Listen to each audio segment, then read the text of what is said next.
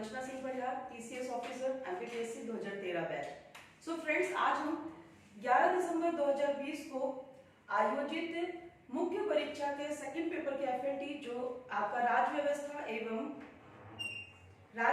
एवं सामाजिक मुद्दे एवं कल्याणकारी कार्यक्रमों पर था, उसका डिस्कशन के लिए हम लोग यहाँ पर हैं। तो आप सभी स्टूडेंट्स अपनी अपनी कॉपी लेके आए हैं ना? ठीक है, तो अब अपन स्टार्ट कर रहे हैं जो पार्ट ए है। ठीक है ना? पार्ट ए अपना है भारतीय राज्य व्यवस्था। सभी लोग पेपर भी रख लीजिए अपने पास और कॉपी भी रख लीजिए।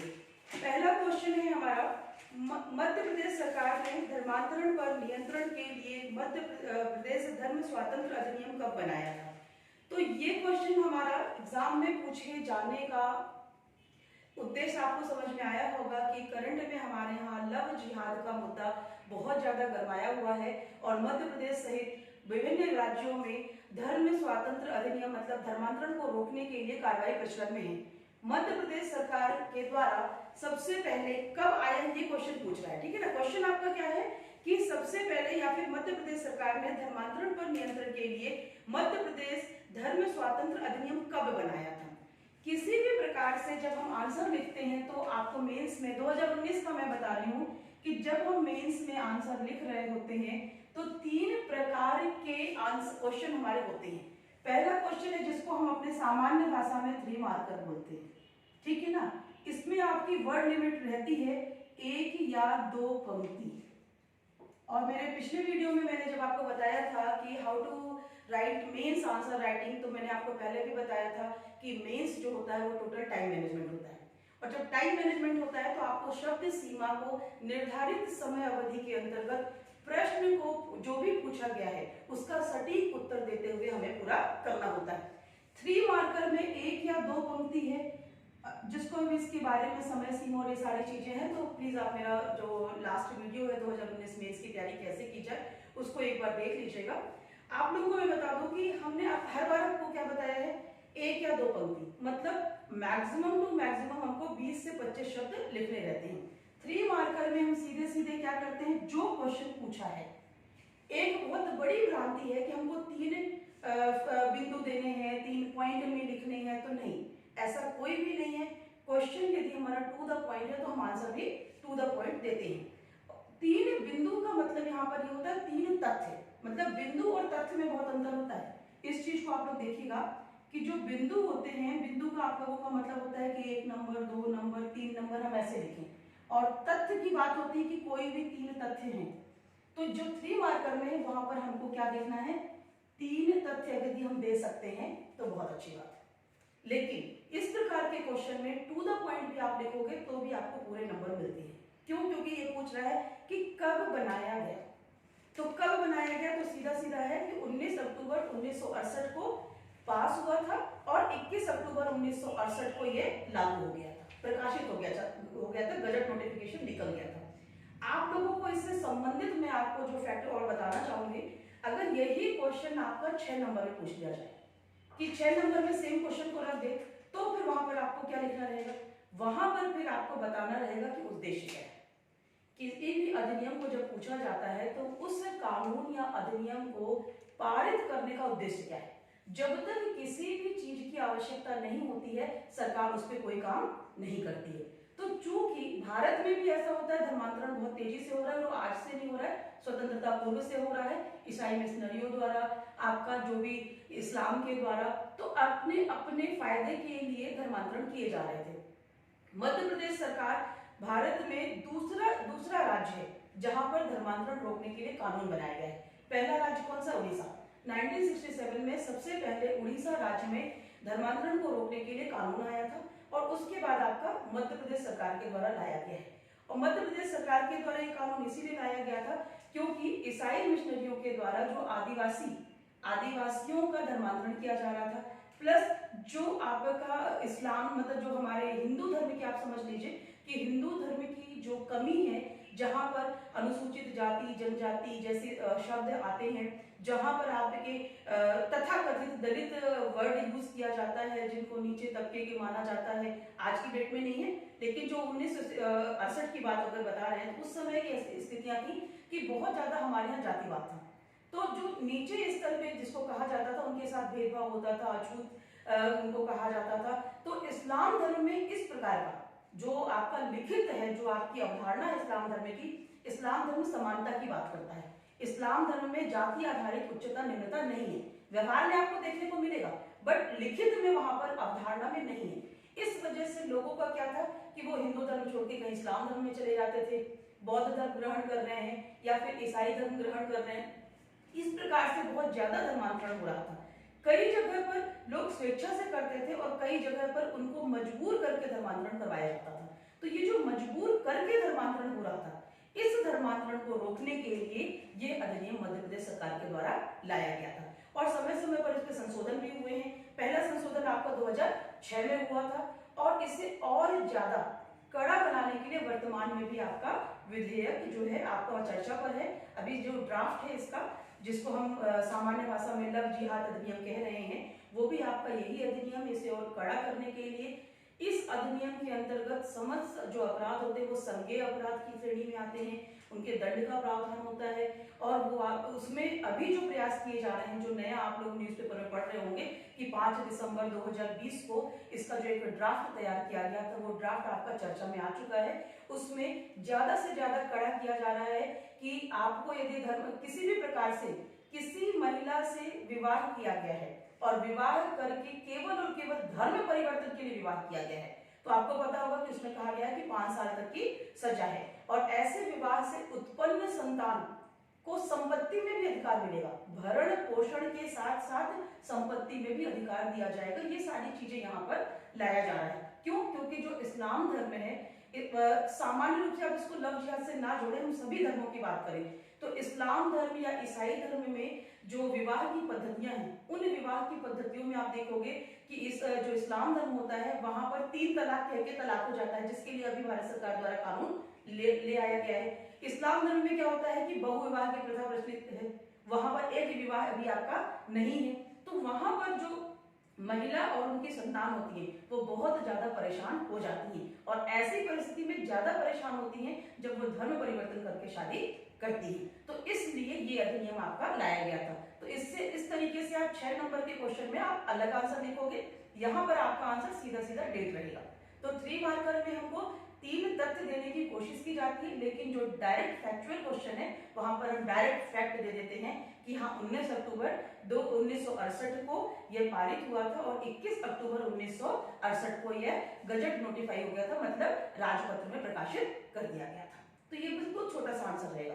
नेक्स्ट क्वेश्चन है आपका कि मध्य प्रदेश विधानसभा द्वारा किस तिथि को लोक सेवा गारंटी विधेयक पारित किया गया था? ये भी आपका सीधे सीधे तिथि पूछ रहा है। ऐसे क्वेश्चन में ये मान के चलिए कि आयोग भी आपके सीधे क्वेश्चन के आंसर में 3 नंबर देता है। आप यहाँ पे सीधे लिखेंगे 30 जुलाई 2010 को आपका ये विधेयक पारित हो गया था। प्रारंभ में अगर आपको और स्पीड आपकी बहुत अच्छी है तो आप लिख सकते हैं जब विधेयक आपका पारित हुआ था उस समय हमारे 9 विभाग और 26 सेवाएं लोक सेवा गारंटी अधिनियम के दायरे में थी, जो कि वर्तमान में कितनी हो गई है? 45 विभाग एवं 448 सेवाएं। ठीक है ना, 448 सेवाएं, 45 विभाग और 448 सेवाएं।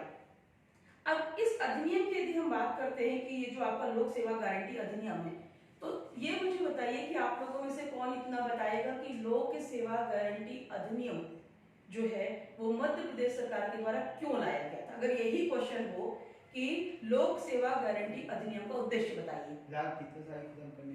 हाँ, जो आपका किसी भी सरकारी काम में देरी होती थी, लेट लतीफी होती थी, किसी प्रकार का भ्रष्टाचार होता था, तो उन चीजों को समाप्त करने के लिए ये अधिनियम लाया गया था कि सरकार आपको ये गारंटी दे रही है कि इतने दिवस के अंतर्गत आपकी हर सेवा के लिए अलग अलग है कि इतने दिवस के अंतर्गत आपका ये काम करना लोक सेवक का दायित्व है। यदि लोक सेवक आपका ये काम नहीं करता है तो आप शिकायत करेंगे तो संबंधित लोक सेवक के खिलाफ सरकार के द्वारा कार्रवाई की जाएगी। इसी अधिनियम के अंतर्गत आपका एक परिषद गठित हुआ था। कोई बताएगा मेरे को कि कौन सा परिषद गठित हुआ था? मध्य प्रदेश में लोक सेवा गारंटी अधिनियम का की जो कार्रवाई होती है उसके लिए एक रोजगार गारंटी परिषद पूर्व से गठित था, जिसको फिर बाद में इस अधिनियम के अंतर्गत लाया गया था। मध्य प्रदेश लोक सेवा स्वरोजगार नहीं, मध्य प्रदेश रोजगार गारंटी परिषद 2006 में गठित हुआ था, पहले मतलब इस अधिनियम के पहले से चल रहा था वो, जिसके जो अध्यक्ष होते हैं, जिसकी जो सशक्त समिति होती है, मध्य प्रदेश रोजगार गारंटी परिषद, इसकी एक सशक्त समिति होती है। उस सशक्त समिति के जो अध्यक्ष होते हैं वो मध्य प्रदेश के मुख्य सचिव होते हैं, ठीक है ना। फिर बाद में उसको लोक सेवा गारंटी अधिनियम से जोड़ दिया गया था। और आपको पता भी है कि इस अधिनियम को वर्ष 2012 में कौन सा सम्मान मिला था? संयुक्त राष्ट्र लोक सेवा पुरस्कार से सम्मानित किया गया था, ठीक है ना। तो ये आपका यहाँ पर सीधा सीधा आपको क्या लिख देना है, डेट लिख देनी है। इसी क्वेश्चन को आगे पूछा जाता है तो बड़ा स्पीड अच्छी है आपकी तो आप 1-2 लाइन बढ़ा दो, वो आपके ऊपर डिपेंड करता है। डेट लिखोगे तो भी 3 नंबर मिलेंगे, बढ़ा के लिखोगे तो भी 3 नंबर मिलेंगे, आपकी स्पीड के ऊपर डिपेंड करता है कि आप इसको आगे क्या करते हो। नेक्स्ट क्वेश्चन है, हमारा गांव हमारा राज क्या है?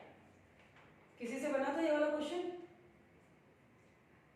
अब देखिए, मध्य प्रदेश सरकार बहुत सारे इनोवेशन के लिए जाना जाता है। आपको पता है कि पंचायती राज सिस्टम मध्य प्रदेश में लागू, मतलब भारत में सबसे पहले लागू करने वाला राज्य भी आपका मध्य प्रदेश है। मध्य प्रदेश सरकार के द्वारा जनजातीय बहुल क्षेत्रों के लिए एक अलग से पंचायती राज अधिनियम है, ठीक है ना। जो जनजातीय बहुल का जो क्षेत्र है वहां पर मध्य प्रदेश पंचायती राज अनुसूचित क्षेत्र विस्तार अधिनियम 1996 एक अलग से अधिनियम है। इस अधिनियम के तहत जो ऐसे क्षेत्र हैं उन क्षेत्रों में ग्राम सभा पंचायत की महत्ता को दिखाने के लिए, उसके महत्व को दिखाने के लिए एक पुस्तक का विमोचन करवाया गया था। और वो जो पुस्तक है आपकी वो है हमारा गांव हमारा राज, ठीक है। मतलब हमारा गांव हमारा राज जो है वो एक बुक है, सिंपल सी बुक है जिसको हम कहते हैं कानूनी बुक है। और ये कानूनी बुक कहाँ से रिलेटेड है? जनजातीय क्षेत्रों में ग्राम स्वराज के लिए वहां के लोगों को ज्यादा से ज्यादा जागरूक करने के लिए बनाया गया है, ठीक है। नेक्स्ट आपका है, मध्य प्रदेश में सर्वप्रथम राज्य वेतन आयोग का गठन कब किया गया? नहीं, 23 फरवरी 2008। 23 फरवरी 2008 हाँ, वेतन आयोग, सतर्कता आयोग नहीं, ठीक है ना। मध्य प्रदेश में राज्य वेतन आयोग का गठन 23 फरवरी 2008 को किया गया था, जिसके प्रथम अध्यक्ष हमारे कौन से थे? A.K.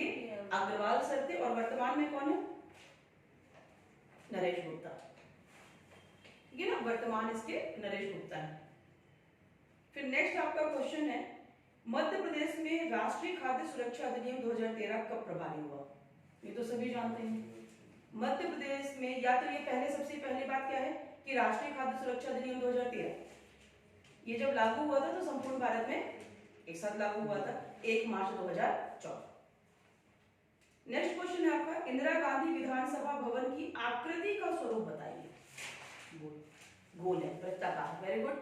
ये जो आपका इंदिरा गांधी विधानसभा भवन की जो आकृति है वो वृत्ताकार है। इसका अगर आपको ज्यादा थोड़ा सा बढ़ाना हो तो आप देख सकते हो कि इसका व्यास जो है 140 मीटर होता है, 140 मीटर है।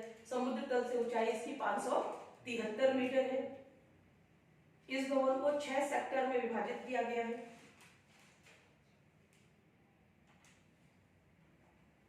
और इसकी डिजाइन की वजह से, मतलब इस जो भवन है इसकी डिजाइन की वजह से 1998 में आगा खान डेवलपमेंट नेटवर्क पुरस्कार भी इसको मिला है।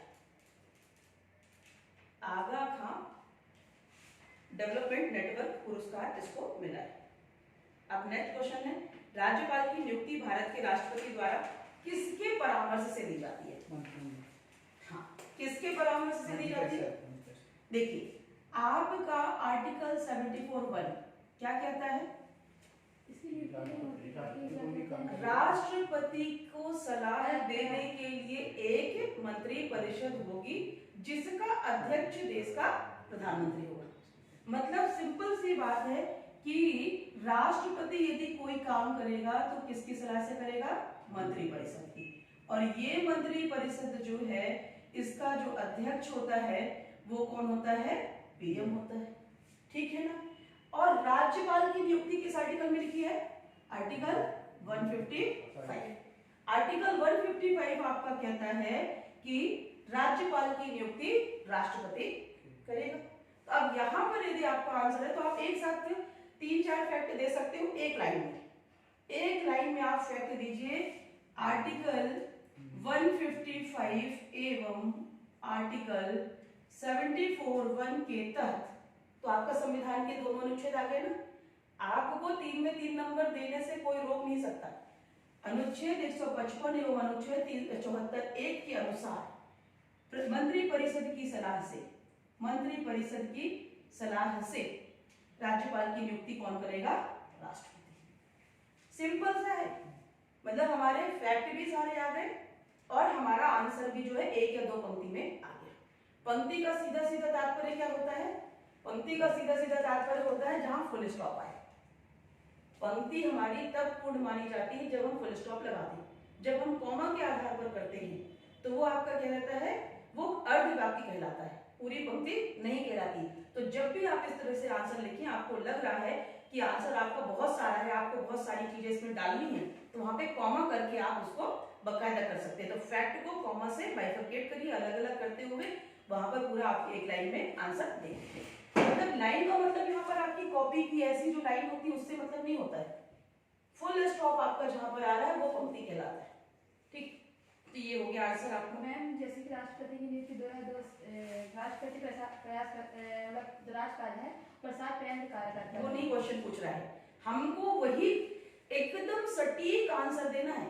क्वेश्चन ने जो पूछा है उससे इधर तो हमें होना ही नहीं है। 3 मार्कर में आपके पास गपबाजी करने का समय नहीं है। आपने गपबाजी की, आपका उत्तर हुआ गलत और ज्यादा लिखने के चक्कर में शब्द सीमा से बाहर हुआ, उधर बाद के आपके क्वेश्चन छूटेंगे। ठीक है ना, इसलिए आपको बिल्कुल सटीक पूछा है ना कौन करता है, तो कौन में हमने ये बता दिया कि संवैधानिक प्रावधान, ताकि किसी भी प्रकार से 3 में से आधा नंबर भी काटने की गुंजाइश ना रहे। क्लियर ना, इसलिए हमको बस इसी तरीके से लिखना है। अगर देखो क्वेश्चन ये होता कि राज्यपाल की कार्य अवधि बताए, ठीक है ना, अगर होता राज्यपाल कितने का कार्यकाल बताए, राज्यपाल कितने वर्ष काम करता है, तो हम वहां पर लिखते कि राज्यपाल का संविधान में किसी प्रकार से कोई कार्यकाल निर्धारित नहीं है, राज्यपाल जो है राष्ट्रपति के प्रसाद पर्यंत काम करता है। बस बात खत्म। क्वेश्चन अगर वहां पर पूछा जाएगा तब हम लिखेंगे, नहीं तो हम नहीं लिखेंगे। फिर आपका जिला न्यायाधीश के प्रमुख कार्य लिखेंगे। अच्छा ये बताइए, 2 प्रकार से न्यायाधीश के नाम आप सुनते होंगे, एक सेशन जज सुनते हो, एक डिस्ट्रिक्ट जज सुनते हो, कुछ अंतर पता है? जब क्रिमिनल केस देखते हैं तब उन्हें वो जाते हैं हाँ जिला न्यायाधीश, और जब वो दीवानी मामले देखते हैं तो वो सत्र न्यायाधीश कहलाते हैं। ठीक है ना, यहीं पे आपको पता चल गया ना कि जिला न्यायाधीश के कार्य क्या है। लेकिन यहाँ पर अब आप ये सोचोगे कि हमको 3 पॉइंट बनाने हैं, कार्य लिखा है, मन में आएगा सारे काम लिखते हुए कि जिला न्यायाधीश के क्या काम है, आपराधिक मामले, दीवानी मामले, विशेष न्यायालय, जो विशेष न्यायाधीश के रूप में विशेष न्यायालय में आने वाले सभी जो है, तो सीधे सीधे बात वहां पर आप एक लाइन लिख सकते हो कि जब वो फौजदारी या आपराधिक मामलों की सुनवाई करते हैं तो वो जिला न्यायाधीश, इसी वजह से, और दीवानी मामले की करते हैं तो सत्र न्यायाधीश, इसी वजह से इन्हें हम जिला एवं सत्र न्यायाधीश की संज्ञा देते हैं। ठीक है, इनको उपाधि कौन से देते हैं? जिला एवं सत्र न्यायाधीश की उपाधि हम देते हैं। नेक्स्ट है आपका लोक सेवा आयोग के कर्तव्य। अब ये हम तैयारी किसकी कर रहे हैं? लोक सेवा आयोग की कर रहे हैं ना। हमको पता है कि लोक सेवा आयोग संवैधानिक संस्था है, संवैधानिक संस्था है, इसका मतलब है कि लोक सेवा आयोग के क्या कार्य होंगे ये संविधान में लिखा है। आप लोग मुझे बताइए कि किस भाग में लोक सेवा आयोग है, संविधान के किस भाग में, किस अनुच्छेद से किस अनुच्छेद तक लोक सेवा आयोग का वर्णन है? 312 312 बस नहीं, किस अनुच्छेद से किस अनुच्छेद तक? 312 से 20 तक, नहीं सॉरी 23 तक, 23 तक, अनुच्छेद 312 से 323 तक। 12 से नहीं, 2 अनुच्छेद पहले स्टार्ट हो जाता है। अरे कितने सारे, तुम लोग अब घर जाके पढ़ो, तुम लोग ना बिल्कुल पेपर देके बैठे हो और नहीं बन रहा है। अभी मैं तो सीधे बात करूंगी इस बात पे, कौन सा अनुच्छेद कहलाता है जिसमें ये लिखा हुआ है कि ये लोक सेवकों के लिए जो हम, जिसमें उन लोगों को, लोक सेवकों को एक बार नौकरी मिल गई है तो मिल गई है सुरक्षा, हाँ, लोक सेवकों को जो सुरक्षा प्रदान की गई है। हाँ, और उसके पहले भी क्या है, जो गठन होगा लोक सेवा आयोग का प्रावधान, कहाँ से कहाँ तक कुछ समझ याद आ रहा है? इसके पहले भी है ना 2 अनुच्छेद। चलो ठीक है, घर जाके पढ़ लेना। अभी अपन बात करते हैं लोक सेवा आयोग के जो कर्तव्य हैं, वो अनुच्छेद 320 में लिखे, ठीक है ना। लोक सेवा आयोग के कर्तव्य संविधान के अनुच्छेद 320 में लिखे हुए हैं, तो हम यहाँ पर क्या लिखेंगे, अनुच्छेद 320 के अनुसार। तो आपका संवैधानिक अनुच्छेद भी आ गया और हम उसके 3 कर्तव्य, चूंकि हमको यहाँ पर 3 नंबर में लिखना है, इसलिए हम उसके बहुत सारे कर्तव्य नहीं लिखेंगे, प्रमुख 3 कर्तव्य लिख देंगे। यही मैं आप लोगों को पहले भी बता चुकी, आज भी बता रही हूँ। हम प्रश्न की प्रकृति देखते हैं, यदि हमारी प्रश्न की प्रकृति आंसर को बिंदुवार लिखने की है, तो हम वहां पर फिर 3 बिंदु दे देते हैं। कार्य है, कर्तव्य है, गुण है, दोष है, कमियां हैं, अंतर है। यदि हमें लग रहा है कि इस तरीके के प्रश्न है, वहां पर हम 3 बिंदु दे सकते हैं। 3 कार्य में सबसे पहला इंपॉर्टेंट काम क्या होता है लोक सेवा आयोग का? हाँ, लोक सेवा आयोग का गठन ही हुआ है कि प्रशासनिक अधिकारियों के चयन हेतु सिलेबस का निर्धारण करना, उनके परीक्षा का निर्धारण करना, उनके परीक्षा का आयोजन करवाना और योग्य प्रशासनिक अधिकारियों को चयनित करना, नियुक्त करना लोक सेवा आयोग का काम नहीं होता है। इसको दिमाग में बिल्कुल बैठा लीजिए कि लोक सेवा आयोग का कर्तव्य केवल चयन तक होता है। चयनित करने के बाद लोक सेवा आयोग उस सूची को सरकार के पास भेज देती है। उसके बाद नियुक्ति आदेश जो है वो सरकार देती है। लोक सेवा आयोग की अनुशंसा को सरकार स्वीकृत करे या ना करे, ये सरकार के ऊपर है। ये बात जरूर है कि चूंकि संवैधानिक संस्था के द्वारा कोई अनुशंसा दी जा रही है, तो उसको ना मानने के पीछे का कारण सरकार को देना पड़ता है। लेकिन यदि सरकार बोले कि नहीं आपने करवा ली, कोई बात नहीं, हमारे पास तो पैसा ही नहीं है, पैसा नहीं, हम कहां से देंगे ज्वाइनिंग। आपने देखा है ना, बहुत सारे जो कि कहते हैं लोक सेवा आयोग की परीक्षा होती है, उनका रिजल्ट आ जाता है, 2-2, 3-3 साल ज्वाइनिंग नहीं आती है। भाई नहीं है, सरकार के पैसा पास नहीं है, ज्वाइन करा रही है, बाद में कराएगी, 2-2, 3-3 साल बाद ज्वाइन कराती है। कई बार ऐसा होता है कि रिजल्ट आता है, 2 महीने के अंदर ज्वाइनिंग आ जाती है, ठीक है ना। तो लोक सेवा आयोग का काम क्या हो गया आपका? परीक्षा का निर्धारण करना, पाठ्यक्रम का निर्धारण करना, उसके बाद उसकी चयन सूची को जारी करके सरकार को उसकी अनुशंसा देना। इसके अलावा भी जो कार्मिक प्रशासन से संबंधित, जैसे किसी का स्थानांतरण होता है, कोई अनुशासनात्मक कार्रवाई होती है, उसमें भी अनुशंसा ये देती है। और इसके अलावा समय समय पर जो भी राज्यपाल एवं राष्ट्रपति के द्वारा उसको निर्धारित कर्तव्य बताए जाते हैं, तो ये उसके कर्तव्य होते हैं। 3 प्रमुख कर्तव्य आपको लिख देना है। यही क्वेश्चन 6 नंबर में आएगा, 6 बार कर दोगे। ये मतलब क्वेश्चन का नंबर देखो कि वो कितने नंबर में पूछा जा रहा है, हमको वो लिख देना। नेक्स्ट क्वेश्चन आपका है नरोन्ना प्रशासनिक एवं प्रबंधकी अकेडमी। अब देखिए, इस क्वेश्चन में ये नहीं पूछा है कब बनी, इसने नहीं पूछा है कहाँ स्थित है, इसने नहीं पूछा है कि इसका क्या कार्य है, इसकी क्या समझ, कुछ नहीं, इसने केवल नाम लिख दिया। ऐसे क्वेश्चन फ्री क्वेश्चन हो जाते हैं, मतलब आप इसमें क्या आंसर लिख रहे हो वो भी सही हो सकता है, दूसरा क्या आंसर लिख रहा है वो भी सही हो सकता है। यदि नरोन्ना प्रशासनिक एवं प्रबंधकी एकेडमी से संबंधित कोई भी फैक्ट आप सही लिख रहे हो, वो आंसर सही है। ऐसे क्वेश्चंस को हम बांध नहीं सकते हैं, लेकिन फिर भी प्रमुख फैक्ट यहां पर हम देंगे 3 फैक्ट देंगे, कॉमा करके देंगे, ठीक है ना। तो 3 फैक्ट आपका क्या है? सबसे पहले स्थापना कब हुई, फिर उसको स्थान कहां पर है, फिर तीसरा कार्य क्या है, और अभी उसका नाम बदल के आरसीवीपी, क्योंकि जब ये स्थापित हुई थी तब आपकी आरसीवीपी नरोन्ना एकेडमी के नाम से नहीं थी। क्या नाम था उस समय? लाल बहादुर शास्त्री प्रशासनिक एकेडमी।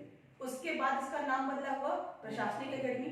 फिर उसके बाद आपका ये आपका क्या कहते हैं 2001 में आरसीवीपी नरोन्ना प्रशासनिक एवं प्रबंधकी एकेडमी बनी। तो आप सिंपल से लिखोगे मध्य प्रदेश की राजधानी भोपाल में, ठीक है ना, प्रशासनिक अधिकारियों को प्रशिक्षण प्रदान करने के उद्देश्य से 1966 में गठित एवं 2001 में नाम परिवर्तित। बस बात खत्म। तो वहीं पर आपका 3-4 फैक्ट आ गए। फिर उसके बाद है आपका मध्य प्रदेश लोकायुक्त एवं उप लोकायुक्त संगठन को विशेष पुलिस स्थापना की सेवाएं लेने का अधिकार कब प्राप्त हुआ।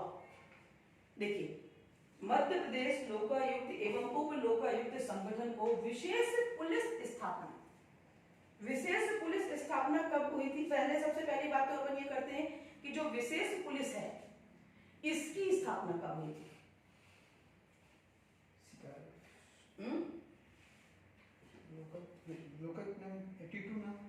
नहीं वो तो हाँ वही है, ठीक है। देखो सिंपल सी बात है कि जो हमारा मध्य प्रदेश लोकायुक्त एवं उप लोकायुक्त संगठन है इसकी स्थापना हुई 14 फरवरी 1982 को। फिर इसकी खुद के इसके पास जो पुलिस होती थी इसको सरकार से पुलिस मांगनी पड़ती थी, लेकिन अब कौन देगा इसको सहायता, कौन नहीं देगा, इसके लिए फिर संशोधन किया गया, मध्य प्रदेश विशेष पुलिस स्थापना संशोधन अधिनियम 2003, ठीक है ना।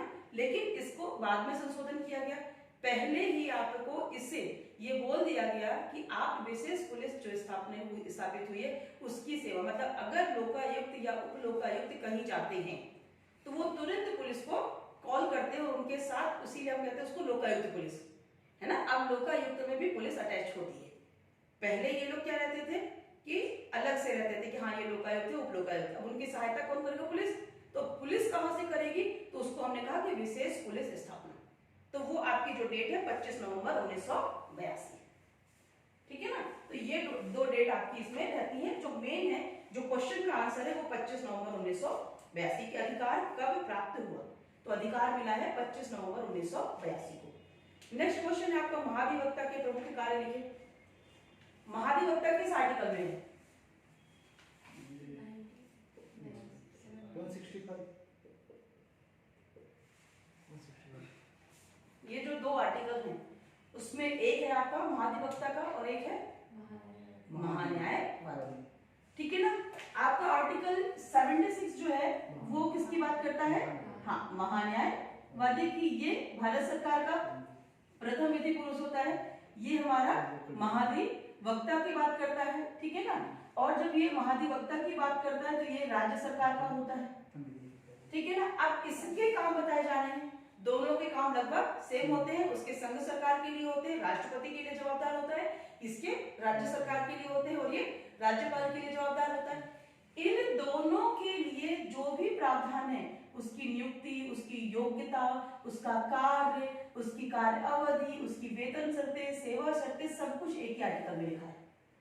महान्यायवादी का भी आर्टिकल 76 में सारी चीजें लिखी हुई हैं और महाधिवक्ता की भी 165 में सारी चीजें लिखी हुई हैं, मतलब एक ही आर्टिकल है। हमको याद भी नहीं करना है कि इसमें कार्य लिखा है, इसमें ये लिखा है, जो भी लिखा है उसी आर्टिकल में लिखा है। अब जो कार्य की बात आ रही है, तो जब वो राज्य का प्रथम विधि पुरुष है तो वो क्या करता है? राज्य सरकार के को सभी कानूनी सलाह प्रदान करता है, राज्य सरकार की तरफ से न्यायालय में केस लड़ता है, सारी पैरवी करता है, ठीक है ना। चाहे उस राज्य का हो चाहे कहीं का भी हो, अगर राज्य सरकार की तरफ से जाना है तो महाधिवक्ता ही वहां पर खड़ा होगा और समय समय पर राज्य सरकार या राज्यपाल जो भी उसको काम सौंपेगा वो काम करेगा। इतने छोटे से 3 काम लिख के बात को खत्म करना है। अच्छा, वर्तमान में कौन है?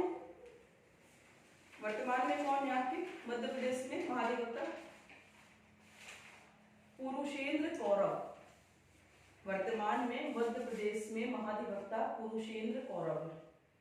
जिनकी स्पीड अच्छी होती है वो सब लिख ले जाते हैं, जिनकी स्पीड अच्छी नहीं होती वो तो टू द पॉइंट आंसर लिखो, बात खत्म करो।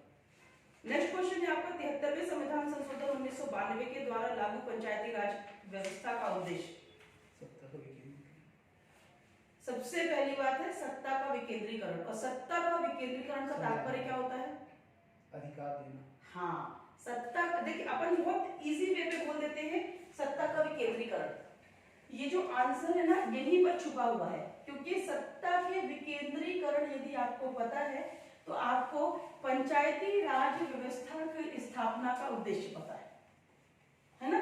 विकेंद्रीकरण आपका क्या कहता है? नीचे से ऊपर की ओर व्यवस्था का संचालन करना। ये शीर्ष है, ठीक है ना, ये स्तर है। विकेंद्रीकरण क्या कहलाएगा? सत्ता का नीचे तक पहुंचाना। नीचे, अच्छा ऊपर से। विकेंद्रीकरण का मतलब है नीचे चीजों का आना, और कौन कौन सी चीजें आएंगी? अधिकार, राजनीतिक अधिकार, न्याय निर्णय की शक्ति। इसको दूसरे शब्दों में अगर आप बोलोगे तो आप लिखोगे डिसीजन मेकिंग मतलब निर्णयन प्लस प्राधिकार प्लस उत्तरदायित्व, ये तीनों चीजों का हस्तांतरण शीर्ष स्तर से निचले स्तर तक निर्णयन प्राधिकार उत्तरदायित्व। हमने आपको प्राधिकार दे दिया, हमने आपको डिसीजन मेकिंग पावर दे दी, तो इसके बिहाफ में हमने आपको उतना उत्तरदायित्व भी दे दिया, उतनी रिस्पॉन्सिबिलिटी भी दी। क्लियर ना? तो ये होता है विकेंद्रीकरण। अब यहां पर हम सीधे सीधे बात करते हैं कि सत्ता का विकेंद्रीकरण किया गया, ठीक है ना? सत्ता का विकेंद्रीकरण। अब जब सत्ता का विकेंद्रीकरण किया गया और आपको पता है कि क्या क्या चीजें आ गई, मतलब क्या है, पंचायती राज व्यवस्था हमारे जो विकेंद्रीकरण का सबसे नीचे का स्तर है, जिसको हम कहते हैं ग्रास रूट लेवल या जमीनी स्तर की बातें। एक चीज बहुत अच्छे से याद रखिएगा कि जो आपकी भारत सरकार है, मतलब आप सेंट्रल गवर्नमेंट आप जिसको बोलेंगे संघ सरकार, फिर आपकी राज्य सरकार, फिर आपकी स्थानीय सरकार। और ये जो स्थानीय सरकार है, ये स्थानीय सरकार दो प्रकार की है, ठीक है ना? एक है आपका नगरीय निकाय और दूसरा है आपका नहीं पंचायत। हाँ, ग्राम पंचायत से संबंधित आपकी जितने भी पंचायतें, तो हम इसको कह देते हैं पंचायतें, ठीक है ना? और ये जो पंचायतें होती हैं ये आपकी होती हैं जिला पंचायत, ठीक है ना? इसके नीचे आपकी जनपद पंचायत और इसके नीचे होती है आपकी ग्राम पंचायत, ठीक? इन नगरीय निकायों में जितने भी 8 आपके कौन से हैं संस्थाएं हैं, ये एक दूसरे के नीचे ऊपर नहीं होती हैं, ये सब बराबर होती हैं, स्वतंत्र होती हैं। लेकिन पंचायतों में जो ये तीनों हैं, ये 3 स्तर है। चीजें कंफर्म है ना कि आपके संघ सरकार है, राज्य सरकार है, स्थानीय सरकार है। स्थानीय सरकार को 2 भागों में बांटा गया है, नगरीय और आपके ग्रामीण स्तर की आप बात कर लो या पंचायतें हमने आपको बोली, ठीक है? जो नगरीय निकाय है ये आपका 74वें संविधान संशोधन की है, ठीक है ना? और ये आपका 73वें संविधान संशोधन की है। तो इस वाले में जो पंचायतें बनी उसमें जिला पंचायत के नीचे जनपद पंचायत होती है, जनपद पंचायत के नीचे ग्राम पंचायत होती है। ग्राम पंचायत विभिन्न ग्रामों, बहुत सारे जो भी ग्राम होते हैं उन गांवों के बीच में एक पंचायत बनाई जाती है। समझ लो 10 गांव हैं, उन 10 गांवों में से एक ग्राम पंचायत हमने बना ली और उन 10 गांवों में जो वयस्क व्यक्ति मतदाता सूची में पंजीकृत है, मतदाता सूची में पंजीकृत है, उन्हीं से क्या बनेगी? ग्राम सभा, वो ग्राम सभा। और हम देखते हैं कि ग्राम पंचायत में जो विधायिका का काम करती है वो करती है ग्राम सभा। ग्राम सभा डिसीजन मेकिंग में पूरी तरीके से वैसा ही काम करती है जैसे हमारे राज्य में विधानसभा और संघ में संसद है ना। विधायिका का काम यहाँ पर ग्राम पंचायत करती है। तो अब यहाँ पर जो हम बोल रहे हैं कि सत्ता का विकेंद्रीकरण हुआ, तो सत्ता कहाँ पहुंच गई? ग्राम पंचायत में, गांव के लोगों के पास। गांव के लोगों को राजनीतिक रूप से जागरूक करना, उनके अधिकारों के लिए जागरूक करना, उनके कर्तव्यों के लिए जागरूक करना, है ना। तो मतलब क्या हुआ?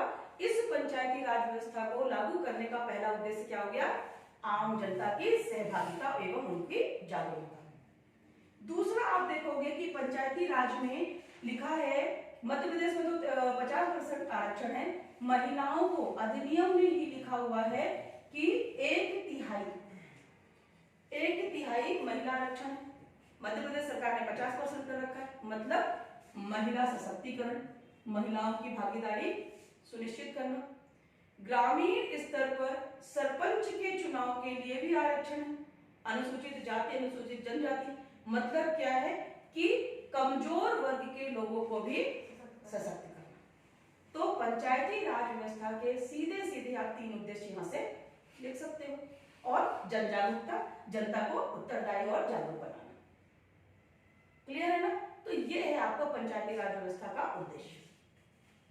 नेक्स्ट क्वेश्चन है, स्वतंत्र पंचायत राज निदेशालय की स्थापना क्यों की गई? अब बताओ, हमने पंचायती राज व्यवस्था लागू कर दी थी, सब कुछ अच्छा चल रहा था, फिर एक डायरेक्टरेट अलग से, निदेशालय मतलब डायरेक्टरेट की मतलब जो आपका राज्य स्तर की एक ऐसी बॉडी जो अलग से केवल और केवल उसी विभाग को देखेगी। मंत्रालय होते हैं ना, तो वो मंत्रालय उसको देखता है, मंत्रालय के नीचे निदेशालय होते हैं, डायरेक्टरेट होते हैं। तो मध्य प्रदेश में स्वतंत्र पंचायती राज निदेशालय की स्थापना क्यों की गई? सिंपल सी बात है, मध्य प्रदेश हमारा ग्रामीण जनसंख्या वाला प्रदेश है और यहाँ पर आप देखोगे कि बहुत ज्यादा पंचायती राज व्यवस्था सशक्त हो रही है। हमारे यहाँ पंचायतें बहुत अच्छा काम कर रही हैं, उनकी गतिविधियां डे बाय डे बढ़ती जा रही हैं। तो जब डे बाय डे वो बढ़ती जा रही हैं तो उनकी गतिविधियों को और बेहतर करने के लिए और सुचारू मॉनिटरिंग करने के लिए, सुचारू मॉनिटरिंग करने के लिए आपका यहाँ पर 6 दिसंबर 2007 को स्वतंत्र पंचायत राज निदेशालय की स्थापना की गई और यह निदेशालय आपका अप्रैल 2008 से क्रियाशील हो गया।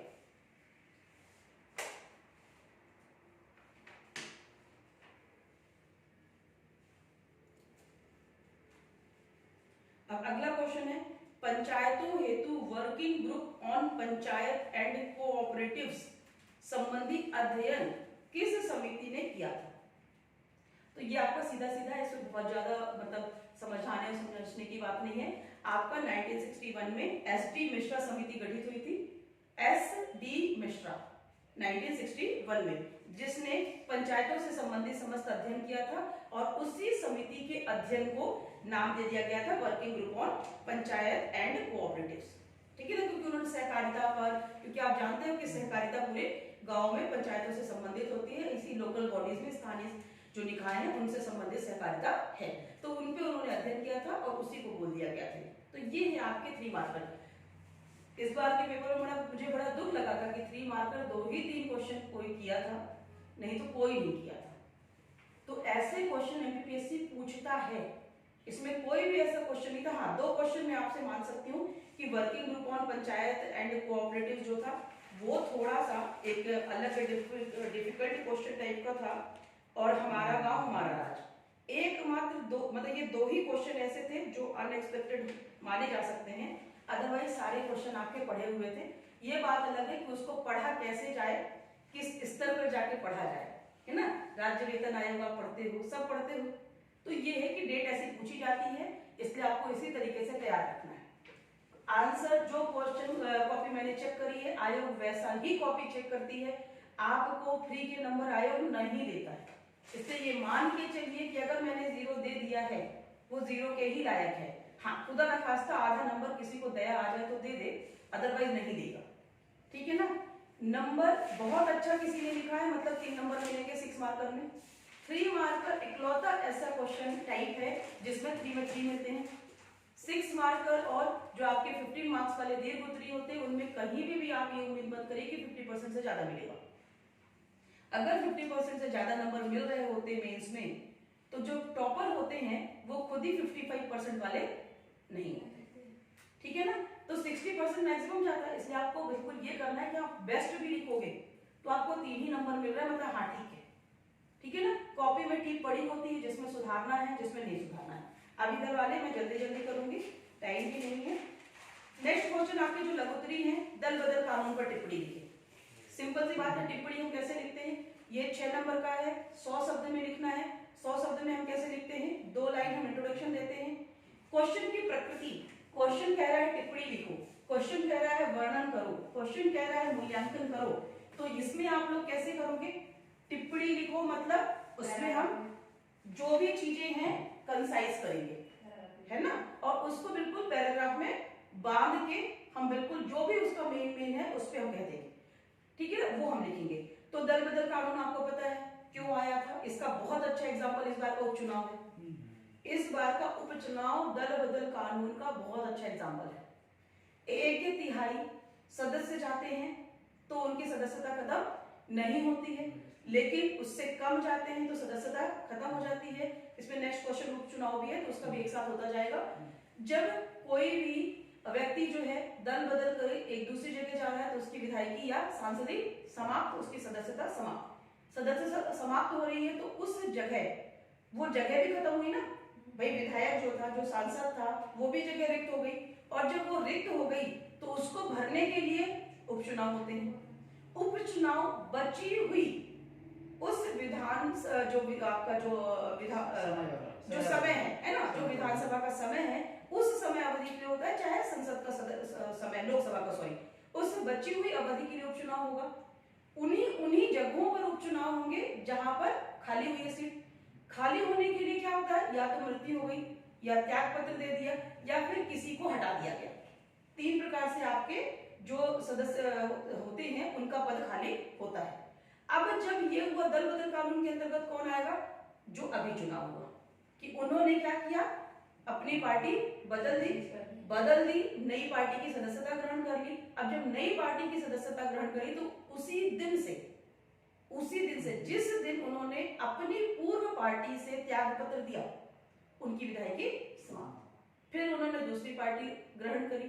अगर जो त्याग पत्र देने वालों की संख्या थी वो उस पार्टी की 1/3 होती तो इनकी सदस्यता नहीं जाती, लेकिन ये 1/3 नहीं थी, इसलिए सदस्यता गई। तो ये है दल बदल। और ये कानून क्यों आया था, कब आया था, यहाँ पर यही आपको लिखना है। दल बदल कानून पर टिप्पणी लिखो। तो ये दल बदल कानून क्यों आया, कब आया, किसके द्वारा लाया गया और उसका इफेक्ट एकदम शॉर्ट में। तो कौन सा संविधान संशोधन था, हाँ 52वां संविधान संशोधन था। उस समय तत्कालीन प्रधानमंत्री कौन थे, राजीव गांधी। संविधान में कौन सी अनुसूची जोड़ी गई, ठीक है ना। ये सारी चीजें आपको यहाँ पर लिखना है। तो ये आपका आ जाएगा, और आपको चाहे तो एग्जाम्पल देने के लिए यहाँ पे जरूरत नहीं है।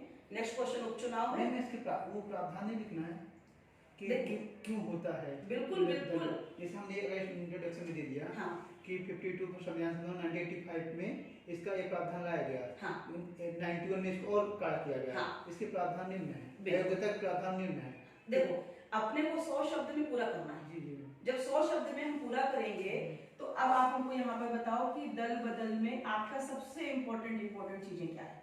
दल बदल कानून सबसे पहले आपका 52वां है ना, संविधान संशोधन अधिनियम 1985, ठीक। फिर अनुसूची संविधान की, ठीक है ना। तो ये अनुसूची लिखना जरूरी है, इतना बस, इसके अंदर कुछ मत लिखो। नहीं, अगर इसको ड्रॉप करके ड्रॉप करके हाँ। 91 का संविधान संशोधन लिख दे तो वो तो संशोधन अलग से हुआ ना। यही देखो, इसको मैं क्या करना है? मैं अभी आपको केवल ये बता रही हूँ कि उसमें आपका क्या क्या चीजें हुई है ना।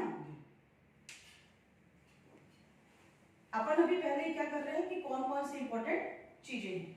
इस इंपॉर्टेंट चीज के बाद फिर तत्कालीन प्रधानमंत्री, अभी अपन पहले पूरा निकाल देते हैं कि क्या क्या इंपॉर्टेंट चीजें हैं, और इसके बाद आपके इसके प्रमुख प्रावधान, ठीक है ना। कानून के प्रमुख प्रावधान, इतना तो आपको बताना ही बताना है। अब इसमें से अगर आपको लगता है कि ये ज्यादा इंपॉर्टेंट आपको लग रहा है, ये नहीं लग रहा है, ठीक है कोई बात नहीं। क्योंकि ऐसे क्वेश्चन में जहां पर आपके पास बहुत सारे फैक्ट हैं, ठीक है ना, तो उसमें आप ये नहीं बोलोगे कि ये ज्यादा जरूर। उस समय आपको 100 शब्द में जो चीजें कंसाइज करनी है, क्योंकि मेन तो दल बदल कानून के प्रावधान ही है ना, कि भाई अगर ऐसे कोई दल बदलता है तो उसके साथ क्या होगा, 1/3 बदलता है तो क्या होगा, दूसरी पार्टी की सदस्यता ले। तो मेन तो हमको प्रावधान लिखने हैं, तो मेन प्रावधान है। और कब आया दल बदल कानून, सबसे पहले कब आया, सबसे इंपॉर्टेंट चीज, ठीक है ना। लेकिन दल बदल कानून के तहत जो संविधान में चेंज होता है वो लिखना पड़ता है, ठीक है ना। और उसके बाद उसके प्रमुख प्रावधान, ठीक है ना। इसमें हमेशा 6 मार्कर से आपका कंक्लूजन स्टार्ट हो जाता है। 6 नंबर वाले लघुत्तरीय प्रश्न से आपका कंक्लूजन स्टार्ट हो जाता है। 2 लाइन में हम कंक्लूड करते हैं, ज्यादा नहीं। आप क्या ये प्रावधान लिखने के बाद यहाँ पर लिख सकते हो कि यह कानून बहुत महत्वपूर्ण साबित हुआ है, प्रभावी साबित हुआ है, जिससे भारतीय राजनीति में स्थिरता आ रही है। मतलब बिल्कुल सिंपल सी बात है, कैसे लोग इधर रोज रोज नहीं आते, तो भारतीय राजनीति में स्थिरता आई, जिससे लोकतंत्र मजबूत हो रहा है। किसी भी चीज को बिल्कुल 2 लाइन में कंक्लूड कर देना, तो तो उससे हमको एग्जामिनर को लगता है कि अच्छा हाँ इससे बनता था, इसने क्वेश्चन अधूरा नहीं छोड़ा है, इसने पूरा किया है। ठीक है ना, तो ये इंट्रोडक्शन यहाँ पर, प्रमुख प्रावधान और कंक्लूजन, बस बात खत्म। नेक्स्ट क्वेश्चन है आपका कि राज्य निर्वाचन आयुक्त की नियुक्ति की प्रक्रिया बताइए, बस।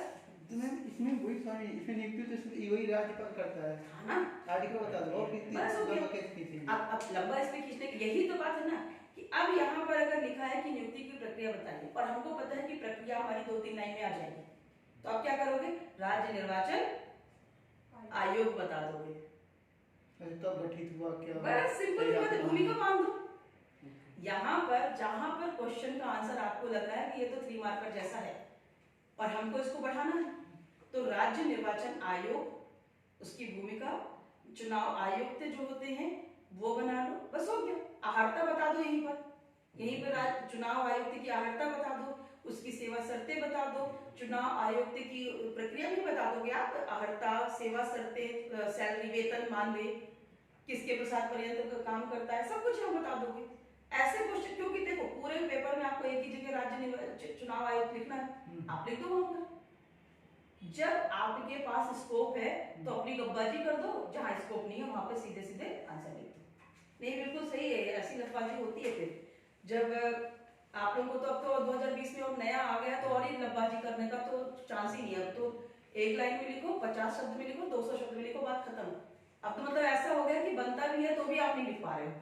अब भगवान जाने किस में आयोग आंसर में नंबर देगा, अजीब टाइप का होता जा रहा है। चलो नेक्स्ट है आपका प्रोटेम स्पीकर से आप क्या समझते हैं? इसमें भी मैम दो ही मुश्किल 50 वर्ड में आ जाता है। नहीं, प्रोटेम स्पीकर में आएगा, क्यों नहीं? प्रोटेम स्पीकर में आप देखो, पहले तो प्रोटेम स्पीकर बता दोगे कि क्या होता है, क्या है प्रोटेम स्पीकर? प्रोटेम स्पीकर एक ऐसा पद है, मतलब संविधान का कोई उल्लेख नहीं है, इसका संविधान कोई उल्लेख नहीं है। इसमें नवनिर्वाचित सदस्यों को योग्यता शपथ दिलाने के लिए राष्ट्रपति के द्वारा नियुक्त किया जाता है। प्रोटेम स्पीकर तो दोनों जगह रहेगा ना, लोकसभा में भी रहेगा, विधानसभा में भी रहेगा। अध्यक्ष होता है ना प्रोटेम स्पीकर, विधानसभा अध्यक्ष या लोकसभा अध्यक्ष, ठीक है ना, के स्थान पर कुछ समय अवधि के लिए, जब हमारा पुरानी लोकसभा विघटित हो चुकी है और नई लोकसभा आ रही है, तो उस गैप को भरने के लिए जिसे हम अध्यक्ष के रूप में नॉमिनेट करते हैं, वही प्रोटेम स्पीकर होता है। मैम ये कैसे कह सकते हैं, क्योंकि जो बनेगा प्रोटेम स्पीकर तो वो चुनाव के बाद बनता है, तो हम ये कहेंगे पुरानी को रिटर्न होने के बाद नई जो बना तो जो टाइम पीरियड मिला। देखो जो गठित इसकी परिभाषा होती है वो यही होती है। अब डिस्कशन है, पीएससी में एक बहुत सिंपल सी चीज होती है कि जो पीएससी की डिमांड है उसको आप लिखो। अगर हम पीएचडी करने बैठेंगे तो पीएससी नंबर नहीं देती है।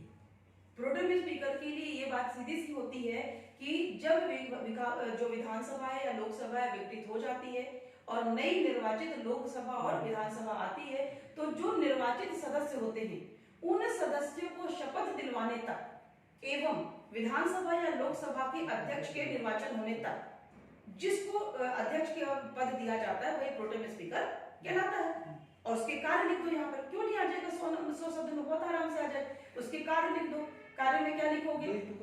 तो वही तो उधर परिभाषा लिख दोगे, फिर उसी को कार्य में लिख दोगे, ठीक है ना। तो सिंपल सी बात है, वहां पर तो आपको करना ही है। अब क्वेश्चन ये 3 नंबर का है लेकिन आया 6 नंबर में है। इधर पिछले 3 नंबर में आपने देखा कि वो 6 नंबर लायक क्वेश्चन थे। एग्जामिनर ऐसा ही करते हैं। तो जब आपको क्वेश्चन जैसा मिला है आपको वहां पर लिखना है। हमको ये नहीं सोचना है कि हम छोड़ दें, अरे इसको तो 85 शब्द लिख सकते हैं, छोड़ दो, नहीं। आपको वहां पर अपना खुद का इनिशिएशन दिखाओ ना। 2-4 प्रोटेम स्पीकर के नाम लिख दो, इसमें 2-4 प्रमुख प्रोटेम स्पीकर का नाम लिख दो कि अभी आपकी जो 16वीं में 15वीं लोकसभा हुई उस समय प्रोटेम स्पीकर ये थे, उन्होंने इनका करवाया था, उन्होंने इनका करवाया था। विधानसभा में देखो क्वेश्चन का आंसर बढ़ाना बहुत इजी होता है, ठीक है ना। आंसर बढ़ाना, आप अगर प्रोटेम स्पीकर की भूमिका आप उसको घुमा फिरा के क्यों नहीं लिख सकते हो कि प्रोटेम स्पीकर क्या करता है? पहला काम, ठीक है ना, जब तक नया विधानसभा या लोकसभा अध्यक्ष नियुक्त नहीं होता है तब तक वो विधानसभा या लोकसभा की अध्यक्षता करता है। दूसरा, ठीक है ना, है ना, नवनिर्वाचित सदस्यों को उनको लोकसभा या विधानसभा की सदस्यता ग्रहण करवाता है। तीसरा काम उनको शपथ दिलवाता है। चौथा काम कि जो आपके जो अध्यक्ष होते हैं, ठीक है ना, अध्यक्ष का पदभार उनको सौंपता है। काम जो देखो मेंस में आंसर लिखने की शैली यही होती है कि आपको यदि कोई क्वेश्चन दे दिया गया है तो उसका सही आंसर लिखते हुए आप उसको बढ़ा सको और उसको घटा सको, ठीक है ना। और जब भी आपको ऐसा लगे कि ये हमारा जो आंसर है वो समय सीमा शब्द सीमा पे नहीं जा रहा है, तो वहां पर सीधा सीधा आप क्या करो, उससे संबंधित एग्जाम्पल्स ले लो। तात्कालीन एग्जाम्पल या महत्वपूर्ण एग्जाम्पल।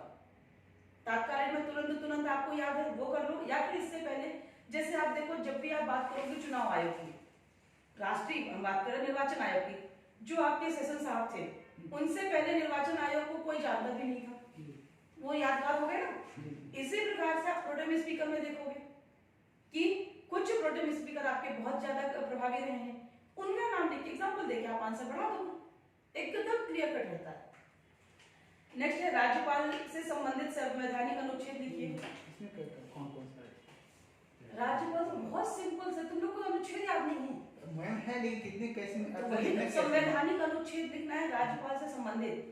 तो सबसे पहले तो कॉमा कर करके तुम सारे लिखोगे, सबसे पूरे लिखोगे ना 153 से, है ना, 160 तक आप पूरे लिखोगे ना कि 153 154, वो बात अलग है कि उसके बाद किसमें क्या प्रावधान है प्रमुख लिखोगे कि राज्यपाल की नियुक्ति, राज्यपाल का कर्तव्य, राज्यपाल का कार्यकाल, ठीक है ना, राज्यपाल को जो भी वो प्राधिकार दिए गए हैं वो आप जो डिस्क्रिप्शन में लिखोगे 6 नंबर में।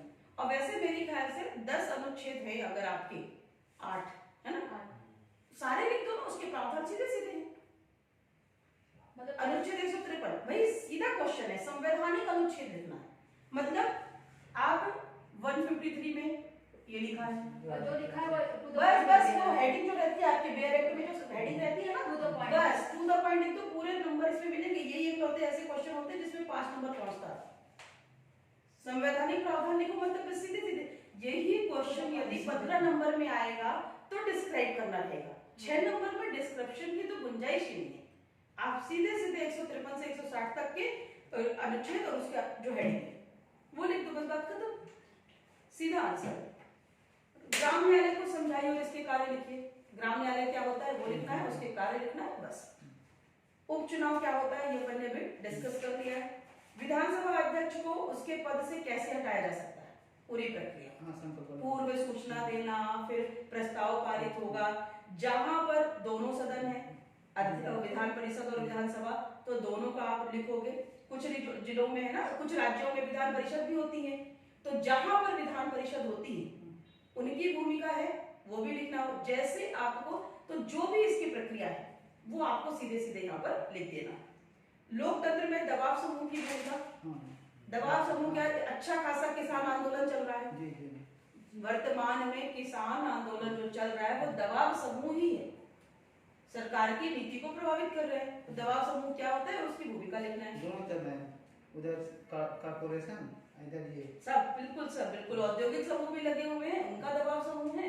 यहाँ किसान आंदोलन चल रहा है तो किसानों का दबाव समूह है, फिर उसके साथ सोशल मीडिया जो जुड़ गया है वो भी दबाव समूह के रूप में काम कर रहा है। फिर उसके बाद आपके बहुत सारे गैर सरकारी संगठन इसमें जुड़ गए हैं, बहुत सारे जो खिलाड़ी हैं वो जुड़ गए, पूर्वी खिलाड़ी जुड़ गए हैं इसमें। इसके अलावा आप देखोगे कि जो सैनिक हैं वो थोड़े बहुत जुड़े हुए हैं, उसके अलावा आप देखो फिल्म इंडस्ट्री के लोग भी जुड़ गए हैं, तो बहुत सारे लोग जुड़ गए हैं।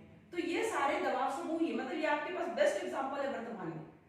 इससे पहले आप देखते हो कि आरक्षण के लिए तो हमेशा दबाव समूह ही काम करता है, आरक्षण बढ़ाना है घटाना है दबाव समूह ही काम करता है। अधिनियम के अधिनियम पलट गए, रातों रात अधिनियम पलट गए, तो ये सब दबाव समूह की भूमिका है। गैर सरकारी संगठन को परिभाषित करें और उसका महत्व बताएं, ठीक है ना। गैर सरकारी संगठन एनजीओ रजिस्टर्ड होता है, पंजीकृत होता है, वो सारी चीजें आपको यहाँ लिखना है। लोकतंत्र में सोशल मीडिया की भूमिका, लो अभी बता ही रहे थे आपको, सोशल मीडिया की भूमिका तो भयंकर ही है। इसमें सकारात्मक नकारात्मक दोनों लिखना है, ठीक है ना। यहाँ पर आपको सोशल मीडिया की भूमिका सकारात्मक नकारात्मक दोनों लिखना है। क्यों? क्योंकि इसमें भूमिका लिखा है, इसमें ये नहीं बोला है कि सोशल मीडिया के लाभ बताइए या सोशल मीडिया के सकारात्मक प्रभाव बताइए, नहीं, केवल भूमिका है, तो भूमिका में आपको सकारात्मक नकारात्मक दोनों लिखना है। नेक्स्ट क्वेश्चन है मूल अधिकारों। मैम इसमें जैसे एक पैराग्राफ बना के लिखा है वो भी कर सकते हो कि वो टू द पॉइंट सही रहेगा। देखो भूमिका का मतलब है कि बिंदुवार लिखो, है ना, ऐसा लिख सकते हो आप कि जो है लोकतंत्र में भूमिका सकारात्मक, ये सोशल मीडिया के। तो मैं पहले इसमें बताऊं सोशल मीडिया है क्या। हाँ बिल्कुल, इंट्रोडक्शन तो रहेगा ना, जी 2 लाइन का इंट्रोडक्शन रहेगा जी जी। और फिर इस पे हम यहाँ पे लिखेंगे सकारात्मक और नकारात्मक, ठीक है ना। अगर स्पीड अच्छी है, मैं बार बार यही बोलूंगी कि ये सब चीजें स्पीड के ऊपर डिपेंड करती है। जिसकी स्पीड अच्छी होती है वो ज्यादा एरोवेशन करता है, जिसकी स्पीड अच्छी नहीं होती वो सीधे सीधे लिख देता है। ये आप फ्लो चार्ट बना के थोड़ा सा अगर बिंदुवार आप कर सकते हो तो करो, नहीं कर सकते हो तो आपको लग रहा है कि अब हमको क्या करना है, तो सीधे ऐसे सोशल मीडिया की भूमिका आप सकारात्मक हेडिंग डालो, 1 2 3 4 ऐसे करो, फिर नकारात्मक हेडिंग डालो और सीधे, ठीक है ना। सब कुछ डिपेंड करता है आपकी राइटिंग स्पीड। अगर राइटिंग स्पीड अच्छी है तो आप कुछ भी कर सकते हो, क्योंकि आपको पता है कि आप पूरा कर ले जाओगे और लगता है कि अरे हम इसमें भी समय देंगे फिर नीचे भी लिखेंगे, समय हमारा जा रहा है, तो कोई भी एक पोर्शन स्टार्ट कर दिया जाता है इंसान कि यहाँ पर सोशल मीडिया का क्या क्या इंट्रोडक्शन दिया, भूमिका को ऐसे ही अपन ऐसे में ही आप क्या किए, सकारात्मक भूमिका 1 नंबर 2 नंबर 3 नंबर 4 नंबर, ठीक है ना। अब फिर यहाँ पर ऐसे ही ये हटाए। तो मैम जिसे ये कर रहे हैं हाँ।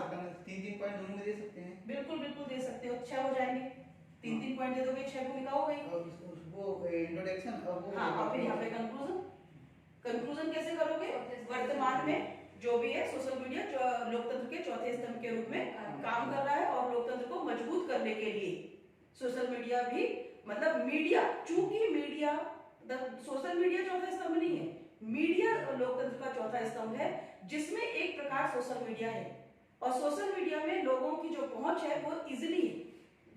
आजकल जो हमारा जो सूचना एवं संचार तकनीकी है, व्हाट्सएप है, फेसबुक है, इंस्टाग्राम है, ट्विटर है, इनके माध्यम से लोग जो है जल्दी जुड़ जाते हैं और इस वजह से आपका क्या है कि सोशल मीडिया लोकतंत्र में लोगों को जागरूक करने में, उनके अधिकारों के बारे में जागरूक करने में बहुत महत्वपूर्ण भूमिका निभा रहा है, ठीक है ना। तो जब भी आप कंक्लूजन लिखोगे हमेशा सकारात्मक एवं सुझावात्मक।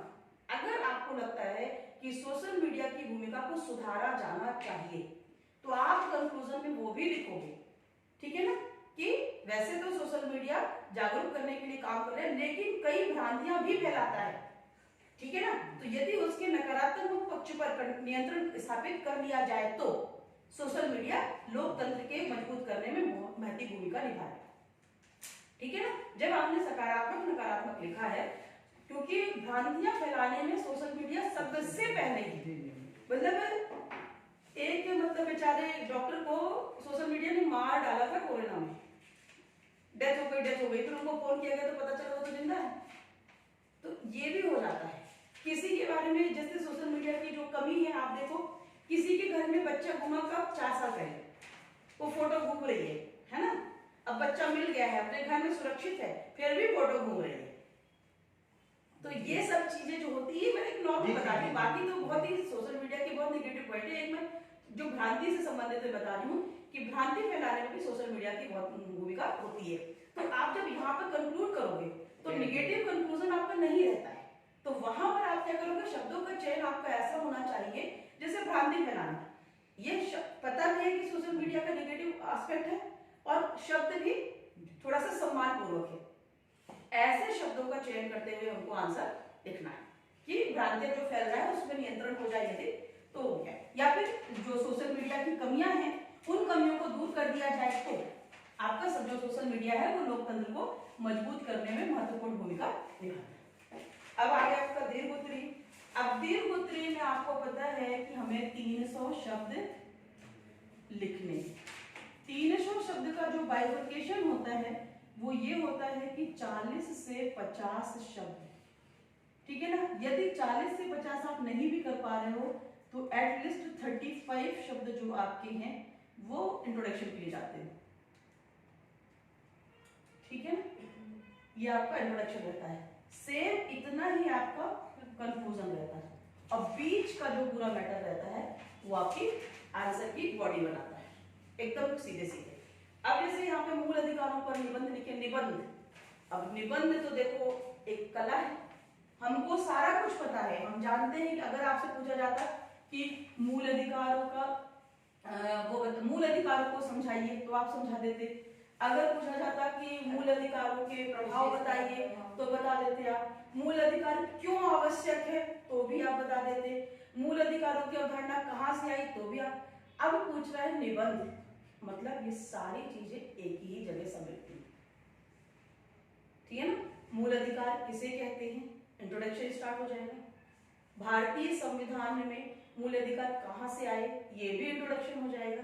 फिर भारतीय संविधान के भाग 3 में, ठीक है ना, मौलिक अधिकारों का विवरण है, अनुच्छेद 12 से अनुच्छेद 35, जिसमें 12 राज्य की परिभाषा बताता है, 13 विधिमान शून्यता की बात करता है और 14 से आपके जो है वो आपके 32 तक अनुच्छेद। उसके बाद तो फिर मार्शल लॉ की बात करता है, संसद के अधिकारों की बात करता है, आर्म्स एक्ट फोर्सेस की बात करता है, वो अलग हो गए थे। लेकिन जो हमारे जो 6 मूल अधिकार भारतीय संविधान के द्वारा हैं वो आपके अनुच्छेद 14 से अनुच्छेद 32 तक है। अब यहाँ पर जब आप आओगे तो फिर आपको 2 तरीके से आपके चार्ट बन सकते हैं, ठीक है ना। आएगा भारतीय संविधान के भाग 3 में वर्णित मूल अधिकार। ये फ्लो चार्ट मैं इसलिए बता रही हूँ कि इस तरीके के फ्लो चार्ट आपको बनाने से आपका जो 15 मार्क्स वाले आंसर हैं, दीर्घ उत्तरीय आंसर हैं, वो बहुत प्रभावी हो जाते हैं। 6 के नाम, उससे संबंधित आर्टिकल, आर्टिकल 14 से आर्टिकल 18, ठीक है ना। फिर अधिकार का नाम, फिर उसके आर्टिकल, फिर नेक्स्ट उसके आर्टिकल, नेक्स्ट उसके आर्टिकल, ऐसे आपने सारे लिख दिए। अब जब यहाँ पर लिख दिए हैं तो फिर नीचे आप इनको थोड़ा सा छोटा छोटा याद रखिए कि निबंध लिख रहे हैं, निबंध लिखना है, बहुत ज्यादा आपको यहाँ पर यहीं पर डिस्क्राइब नहीं करना है, ठीक है ना। इसके बाद आप लिखोगे कि संविधान में मूल अधिकार की आवश्यकता क्यों पड़ी, 5-6 पॉइंट उसमें लिख दोगे, ठीक है ना। तो संविधान में मौलिक अधिकारों का प्रभाव, कि मौलिक अधिकार होने से जनता को कितनी फायदा होगी, तो इस प्रकार से आपको निबंध लिखना है। और लास्ट में कंक्लूजन, ठीक है ना। और चूंकि यहाँ पर मौलिक अधिकार लिखा हुआ है मूल अधिकार पर, तो आपको पता है कि वैसे तो हमारे यहाँ केवल और केवल भाग 3 में मौलिक अधिकारों का उपबंध है, लेकिन कुछ अधिकारों का अलग से संविधान में वर्णन है जो कि लगभग मूल अधिकारों जैसे है।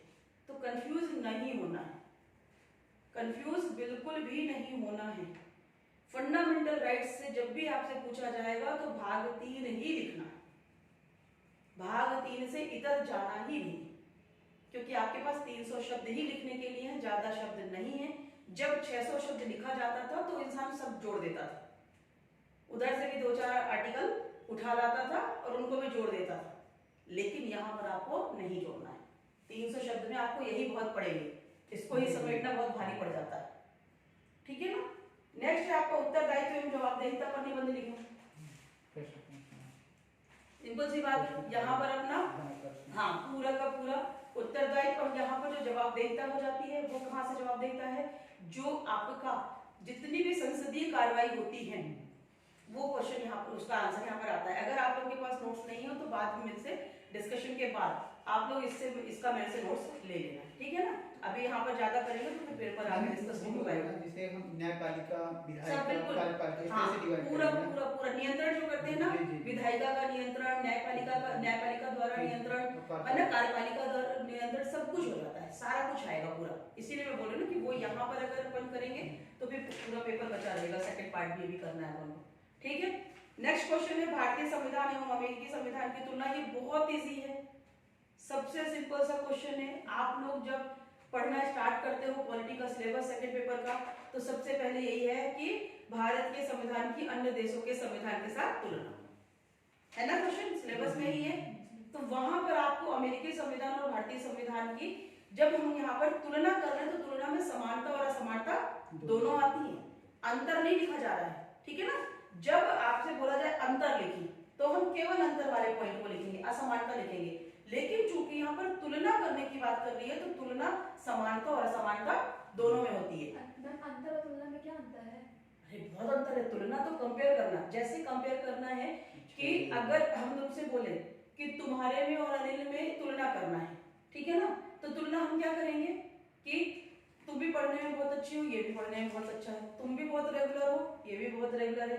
अंतर भी यही पे बता देंगे, तुम चश्मा लगाती हो, नहीं लगाते, ठीक है ना, तुम लड़की हो, वो लड़का है।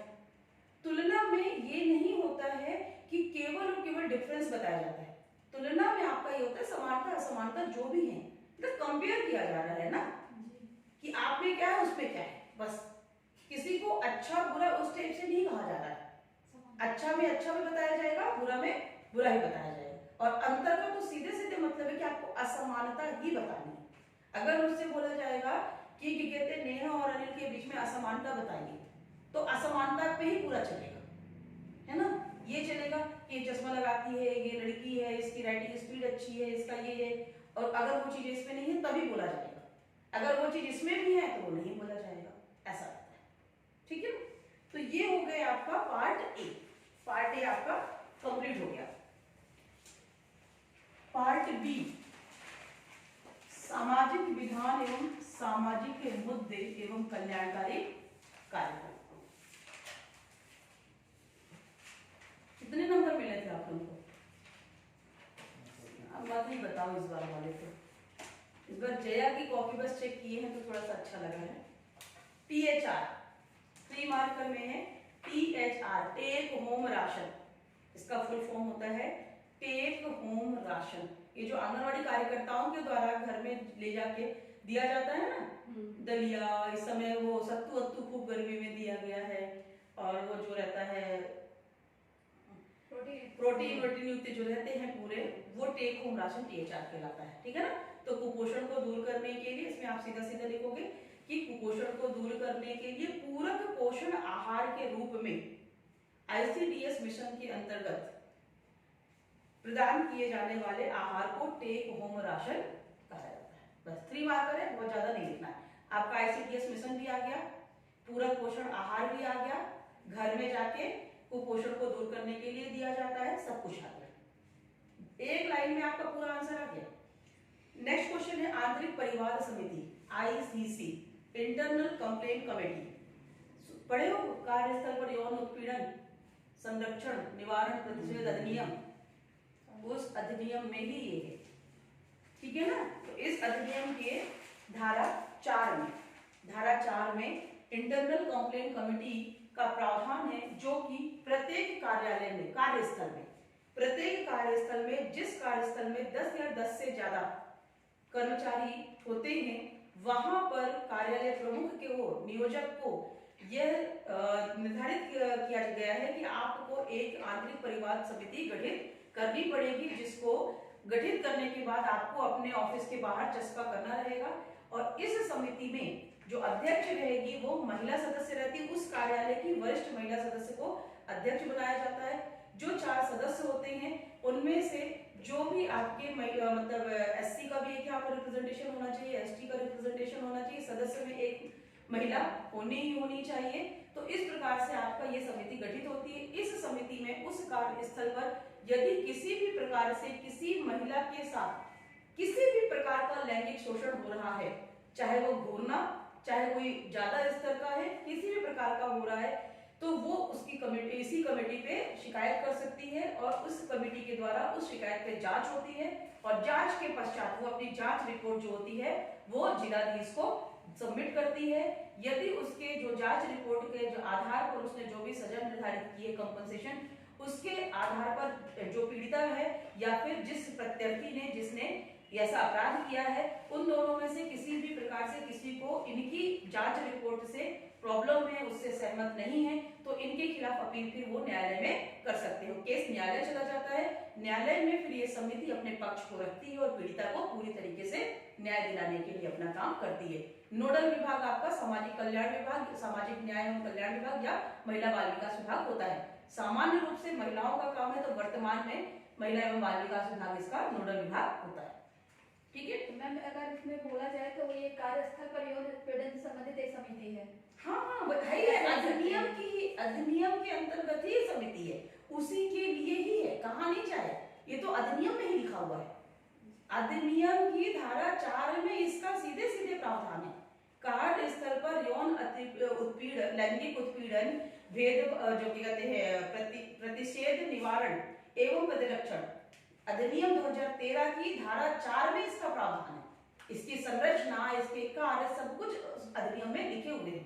ये सांविधिक निकाय है, संवैधानिक नहीं बट सांविधिक निकाय है। क्यों? क्योंकि ये आपके संविधान की मंशा के अनुरूप आपके एक विधि कानून के अंतर्गत गठित समिति है। ठीक है ना, लिख सकते हो इसको कि सांविधिक निकाय है, आप आंसर में भी लिख सकते हो। लेकिन चूंकि बड़ा हो जाता है 3 मार्कर के हिसाब से आप छोटा सा ही लिखोगे, तो उसमें अधिनियम आ जाएगा, अधिनियम की धारा आ जाएगी और समिति आ जाएगी कि क्यों गठित हुई है। बस इतने में ही आपका आंसर कंप्लीट हो जाएगा। नेक्स्ट क्वेश्चन है, सूचना के अधिकार अधिनियम में सूचना से क्या तात्पर्य है। देखिए यहाँ पर हमेशा ध्यान रखिएगा, 2 प्रकार से क्वेश्चन पूछे जाते हैं। एक क्वेश्चन होगा सूचना से आप क्या समझते हैं, तो आप जो चाहे वो डेफिनेशन दे सकते हैं।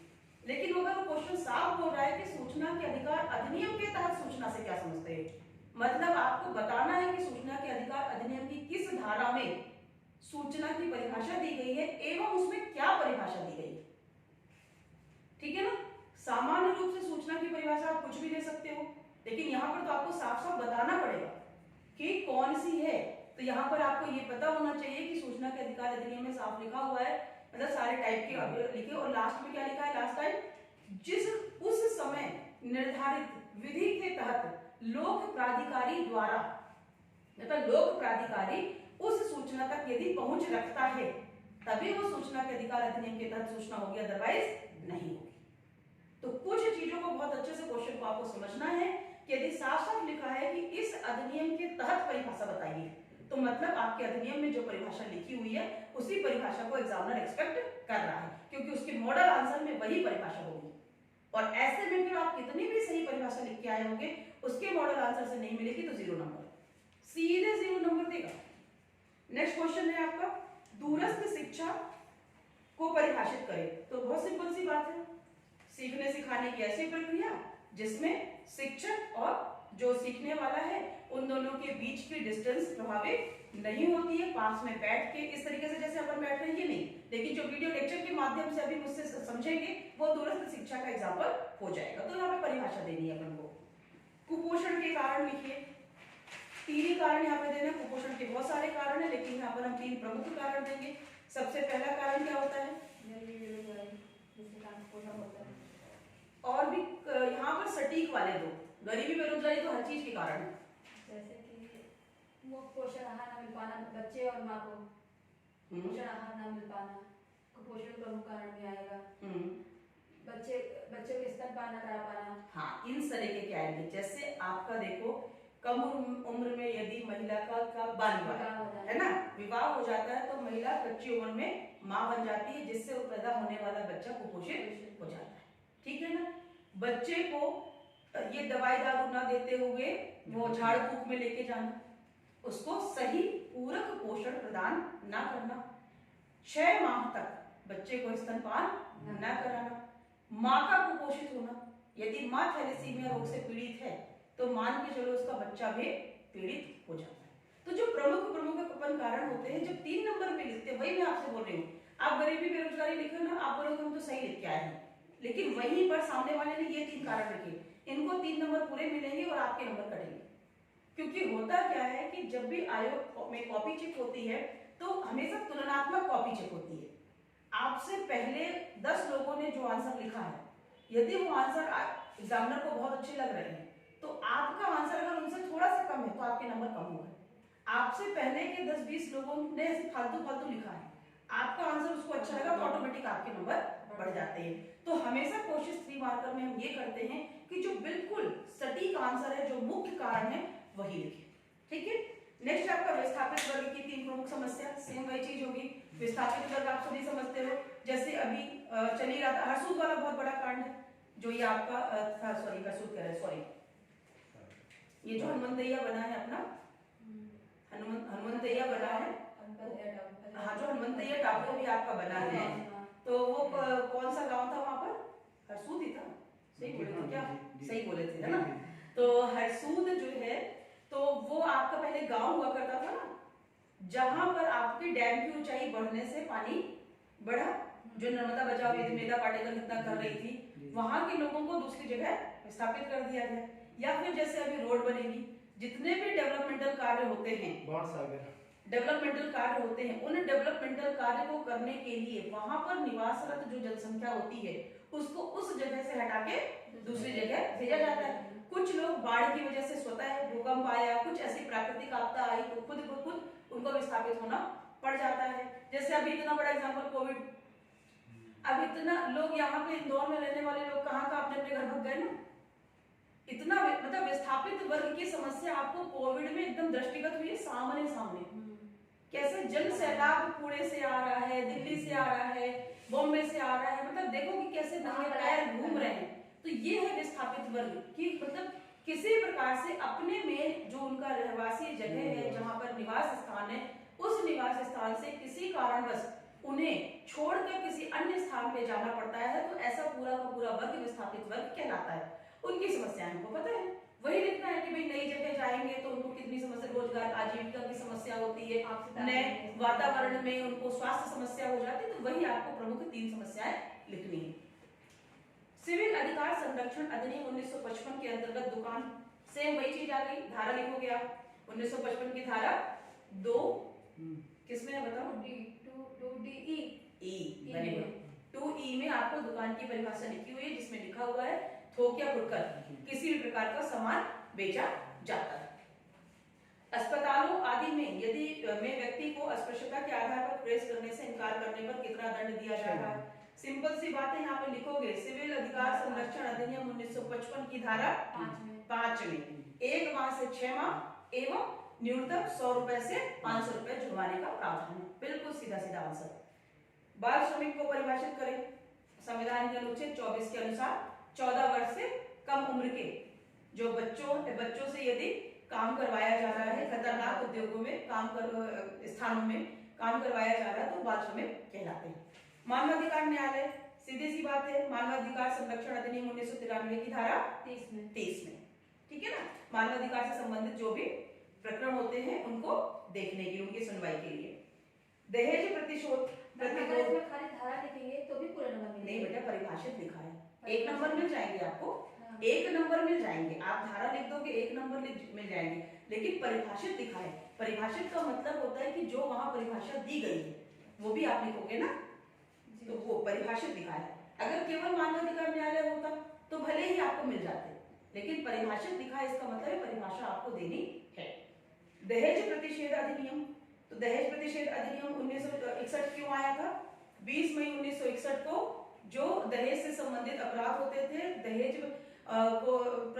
जो दहेज प्रथा है उसको समाप्त करने के लिए, कानूनी डर के लिए, दहेज से मतलब जो पीड़ित महिलाएं होती उनको न्याय दिलाने के लिए आपका दहेज प्रतिषेध अधिनियम 1961 आया था।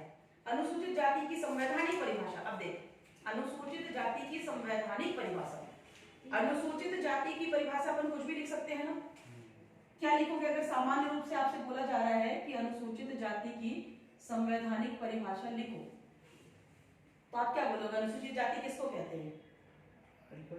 समाज लोगों से अलग रहते हैं, आपसे तालमेल नहीं बैठा पाते, नहीं राज्यपाल जिसकी अपनी अलग बोली भाषा होती है, राज्यपाल जिसको निर्धारित करेगा उसे संवैधानिक परिभाषा का मतलब है कि संविधान के जिस खंड में लिखा हुआ है, संविधान के, एक तो बहुत अच्छे से याद रखो कि संविधान का अनुच्छेद 366 जो है ये परिभाषाओं की बात करता है, इसमें आपको लगभग सारी परिभाषा मिल जाती है। इसी के खंड 24 में आपको अनुसूचित जाति और खंड 25 में आपको अनुसूचित जनजाति की परिभाषा है। और इसमें क्या लिखा हुआ है? संविधान के अनुच्छेद 341 की प्रक्रिया के द्वारा राज्यपाल की सिफारिश से राष्ट्रपति द्वारा घोषित जातियों को अनुसूचित जाति की सूची में रखा जाता है। तो ये है संवैधानिक परिभाषा, ठीक है ना। अनुच्छेद 366-24 में जो अनुसूचित जाति की परिभाषा लिखी है वही परिभाषा आप यहाँ पे लिखोगे, तभी आपका होगा संवैधानिक परिभाषा, ठीक है ना। तो आपको ये 2-3 आर्टिकल जैसे ये है, और 342 जब हम एसटी की बात करते हैं तो ये 2 आर्टिकल आते हैं, ठीक है ना। इन दोनों में अनुसूचित जाति और इन दोनों में अनुसूचित जनजाति की परिभाषा की। इसमें प्रक्रिया है, किस प्रक्रिया से अनुसूचित जाति और अनुसूचित जनजाति घोषित की जाती है, इसमें परिभाषा है। कंफ्यूज नहीं होना है, परिभाषा 366(24) में ही है। नेक्स्ट क्वेश्चन है आपका प्रजनन एवं बाल स्वास्थ्य कार्यक्रम। तो इसमें आप कोई से भी 3 कार्यक्रम ले दो, कोई से भी, ठीक है ना, जितने भी आपके हैं। बाल ICDS मिशन लिख दोगे आप, ठीक है ना, जो वो है बच्चों से अटल बाल हृदय योजना है, 108 संजीवनी आपको, तो मतलब प्रजनन और बाल स्वास्थ्य से संबंधित कोई सी भी 3 योजना यहाँ पर, जननी सुरक्षा हो गई है ना, प्रसव को बढ़ाने के लिए जो है पोषण, हाँ, मतलब किसी भी प्रकार से आप प्रजनन और बाल स्वास्थ्य से संबंधित कोई भी 3 आप लिख दोगे तो सब सही है। मतलब जरूरी नहीं है कि हमने ये लिखा है तो हमारी सही है, कोई भी 3 योजना आप लिख दोगे तो लिखो पूरा सही है। हेल्थ केयर पोर्टल सुने हो? हेल्थ केयर पोर्टल क्या होता है? अच्छा ये बताइए कि इससे पहले जब लोकसभा में ये सरकार आई थी तो उस समय आपके स्वास्थ्य मंत्री कौन थे? मतलब 2019 के पहले 2014 में के बाद स्वास्थ्य मंत्री कौन थे? क्योंकि वो बहुत छाए रहते थे, कुछ ना कुछ घोषणा होती रहती थी। प्रकाश जावड़ेकर। स्वास्थ्य मंत्री डॉक्टर हर्षवर्धन। अभी हम तो उस समय को बताएंगे जब हेल्थ केयर पोर्टल आया है, ठीक है ना। उन्होंने उस समय आपके 2015 में, ठीक है ना, आपके वो जो आपके स्वास्थ्य से संबंधित सेवाएं उपलब्ध कराने के लिए, सुलभ करवाने के लिए एक आपका वो हुआ था। आप नई दिल्ली का प्रगति मैदान सुने हो ना? नई दिल्ली के प्रगति मैदान में हमेशा व्यापार मेले लगते रहते हैं, ट्रेड फेयर्स लगते रहते हैं, ठीक है ना। तो उस समय आपका जो क्या कहते हैं ट्रेड फेयर लगा था, तो उसके पहले दिन ही 23 अप्रैल 2015 को स्वास्थ्य सेवाओं को आम जनता तक पहुंचाने के लिए, सुलभ करवाने के लिए स्वास्थ्य हेल्थ पोर्टल, इसको हिंदी में अपन स्वास्थ्य देखभाल पोर्टल कहते हैं, का शुभारंभ किया था। तो यहाँ पर आपका सीधा सीधा क्या हो जाएगा कि क्या कहते हैं नई दिल्ली के प्रगति मैदान पे अंतर्राष्ट्रीय प्रदर्शनी, व्यापार मेले, जो भी लिखना हो, में जो केंद्रीय स्वास्थ्य मंत्री डॉक्टर हर्षवर्धन जी के द्वारा 23 अप्रैल 2015 को स्वास्थ्य देखभाल की सुविधा को बढ़ाने के लिए, आम जनता तक पहुंचाने के लिए आपका हेल्थ स्वास्थ्य देखभाल है ना, हेल्थ केयर पोर्टल को लॉन्च किया गया था। अब इसके आगे मैं आपको बता दूं, कभी ऐसे कुछ क्वेश्चन आगे पूछ ले तो इसमें आपके उस समय आपके 93 चिकित्सालय केंद्र है ना, 93 चिकित्सा केंद्र, 30 आयुर्वेदिक केंद्र तथा एक विशेष श्रेणी का केंद्र, इस प्रकार से कुल 124 चिकित्सा केंद्रों को इस हेल्थ केयर पोर्टल में डाल दिया गया था, जिसकी जानकारी हमको इससे मिल जाती थी। जिसमें से आपके 74 जो थे वो प्रथम श्रेणी के शहर और द्वितीय श्रेणी के शहर, जो सर्व सुविधा युक्त शहर होते हैं उनको हम प्रथम श्रेणी के शहर कहते हैं, उनसे कम सुविधा वाले होते हैं तो द्वितीय श्रेणी के शहर कहते हैं। तो 74 प्रथम श्रेणी के शहरों और शेष आपके द्वितीय श्रेणी के शहरों को सम्मिलित किया गया था। मतलब पूरे भारत अभी में इसको नहीं लागू किया गया था, धीरे धीरे इसको बढ़ाया जा रहा है, ठीक है ना। जब लॉन्च किया गया था तो इतने आपके थे 124। नेक्स्ट क्वेश्चन है आपका राष्ट्रीय मानसिक स्वास्थ्य नीति। तो ये तो बहुत अच्छे से पता है, राष्ट्रीय मानसिक स्वास्थ्य नीति कब हुई थी बताओ? ये भी तभी की है डॉक्टर हर्षवर्धन ने 10 अक्टूबर 2014 को 10 अक्टूबर 2014 को मानसिक अवसाद से ग्रसित लोगों को, तनाव से ग्रसित लोगों को और ज्यादा मतलब ऐसे स्वास्थ्य को आगे बढ़ाने के लिए ये नीति लाई थी, जिसमें से उनको ये था कि जो भी मतलब अपन कहते हैं ना, लोग कहते थे पागल है, ऐसा पागल नहीं है, कुछ तनाव उसके साथ हो रहा होगा, धीरे धीरे उसकी मानसिक जो स्थिति है वो बिगड़ती जा रही है। तो उन्हीं सब चीजों को ध्यान में देने के लिए कि अगर हम अलग से कर देंगे तो ऑब्वियस सी बात है कि अलग से उस पर ध्यान दिया, जैसे देखो ही उसके बाद ही आप देखोगे कि अभी पिछले साल का ही मैं आपको बताऊं, जब हमारे यहाँ SSP रुचिवर्धन मिश्र मैडम थे, तो आपका जो इंदौर का बाणगंगा हॉस्पिटल है, मानसिक चिकित्सालय है, तो मानसिक चिकित्सालय बाणगंगा और SSP मैडम के इनोवेशन से मन मित्र योजना ऐसी अवसाद ग्रसित लोगों के लिए चालू की गई है इंदौर में, ठीक है ना। मन मित्र योजना है, ये कभी प्री में पूछा जा सकता है, हो सकता है MP का है, फर्स्ट इनोवेशन था तो मेंस में ही 3 नंबर में पूछ ले मन मित्र योजना। तो मन मित्र योजना इंदौर जिले में कहते हैं मानसिक चिकित्सालय बाणगंगा के द्वारा अवसाद ग्रसित लोगों को इलाज एवं आश्रय प्रदान करने के लिए चालू की गई। उन्होंने अपना एक हेल्पलाइन नंबर भी दिया है, मतलब जो मेंटल हॉस्पिटल का नंबर है उस नंबर को मन मित्र हेल्पलाइन नंबर भी घोषित किया है। तो इस प्रकार से तो ये सब चीजें राष्ट्रीय स्वास्थ्य नीति जो मानसिक स्वास्थ्य नीति इसके आने के बाद ही संभव हो पाया। तो ये हो गए आपके के 3 मार्कर इसमें। अब नेक्स्ट क्वेश्चन है आपका कि बाल 6 मार्कर में हो गया बाल कल्याण के संवैधानिक प्रावधान। सिंपल सी बात है, बाल कल्याण से संबंधित जितने भी आपके संविधान में आर्टिकल हैं, संवैधानिक प्रावधान का मतलब ये होता है कि संविधान में जो उससे संबंधित अनुच्छेद है। मध्याह्न भोजन योजना, मध्याह्न भोजन योजना हमारी पता ही है 15 अगस्त 1995 को आपको प्राथमिक स्तर तक चालू हुई थी। 2007 से इसको जब राइट टू एजुकेशन जुड़ा है तो राइट टू एजुकेशन में 8वीं तक का है तो इसमें इसको 8वीं तक के बच्चों के लिए मिड डे मील को बढ़ा दिया गया है। साझा चूल्हा कार्यक्रम इससे जुड़ा हुआ है। क्यों? क्योंकि जो मिड डे मील के अंतर्गत खाना बनता है वो साझा चूल्हा के अंतर्गत ही लोगों से जो समूह जुड़े होते हैं उन्हीं समूह से को खाना बनाने के लिए दिया जाता है। मतलब जो ये मिड डे मील योजना है ये शिक्षा को के सार्वभौमिकरण के लिए, शिक्षा में बच्चों की स्कूल में उपस्थिति 100% करने के लिए, साथ ही साथ कुपोषण दूर करने के लिए, फिर आपके जो महिला सशक्तिकरण के लिए जो हमारे स्व सहायता समूह होते हैं जो साझा चूल्हा कार्यक्रम में जुड़े होते हैं वो सब एक दूसरे से जुड़े हुए हैं। तो ये आपकी है। फिर राष्ट्रीय शहरी स्वास्थ्य मिशन के प्रमुख उद्देश्य, तो राष्ट्रीय हमारा स्वास्थ्य मिशन चल रहा था, राष्ट्रीय स्वास्थ्य मिशन चल रहा था। फिर राष्ट्रीय स्वास्थ्य मिशन में पहले किया गया राष्ट्रीय ग्रामीण स्वास्थ्य मिशन, फिर बाद में 12वीं पंचवर्षीय योजना में राष्ट्रीय शहरी स्वास्थ्य मिशन कर दिया गया। और जब शहरी स्वास्थ्य मिशन आपका कब से हुआ? 1 मई 2013 से। क्यों किया गया? शहरी क्षेत्र में भी झुग्गी झोपड़ी है और इन झुग्गी झोपड़ी में भी जो बेसिक इंफ्रास्ट्रक्चर है वो नहीं होता है, बहुत गंदगी होती है। तो यहाँ पर के जो बच्चे होते हैं वो बच्चे भी कुपोषित होते हैं। तो उनके कुपोषण को दूर करने के लिए उनको समस्त स्वास्थ्य सुविधाएं पहुंचाने के लिए आपका राष्ट्रीय शहरी स्वास्थ्य मिशन चालू हुआ है। उसमें बाकी फिर वही सब आपको लिख देना है जो स्वास्थ्य मिशन का। तपेदिक मिशन 2020, तपेदिक आपका टीबी रोग के लिए है। ये मिशन 2020 का मतलब है 28 अक्टूबर 2014 को ये मिशन लॉन्च हुआ था। एक घोषणा की गई थी कि वर्ष 2020 तक हमें क्या करना है?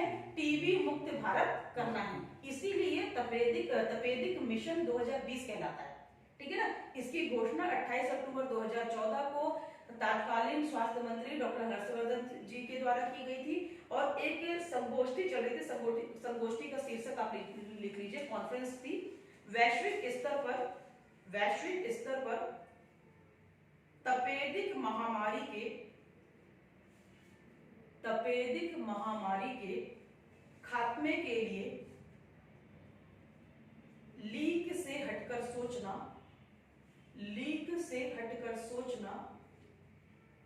2015 के बाद की रणनीति के साथ, 2015 के बाद की रणनीति के साथ ये कॉन्फ्रेंस का शीर्षक था, टाइटल था। और इसी में बहुत सारे विद्वानों के द्वारा जो कॉन्फ्रेंस थी, सम्मेलन था समझ लीजिए, चल रहा था। उसी सम्मेलन में यह डिसाइड किया गया था कि वर्ष 2020 में हम भारत को टीबी मुक्त बनाएंगे और वही आपकी घोषणा करी गई थी। इसी घोषणा में को आपको तपेदिक मिशन 2020 के नाम से लॉन्च कर दिया गया। नेक्स्ट है आपका मध्य प्रदेश सरकार की धन्वंतरी स्वास्थ्य योजना। मध्य प्रदेश सरकार की धन्वंतरी स्वास्थ्य योजना, अभी आपने बहुत ज्यादा लॉकडाउन में एक सरकार के द्वारा जो धन्वंतरी स्वास्थ्य योजना चलाई गई है वो बहुत फेमस हुई है। लोग बड़ा कंफ्यूज हो जाते हैं कि वही बस है। असम सरकार के द्वारा अभी फिलहाल लॉकडाउन में 2020 में धन्वंतरी योजना चलाई गई है। जैसे अपन क्या 108 एम्बुलेंस है वैसे उन्होंने वहां पे कराई थी।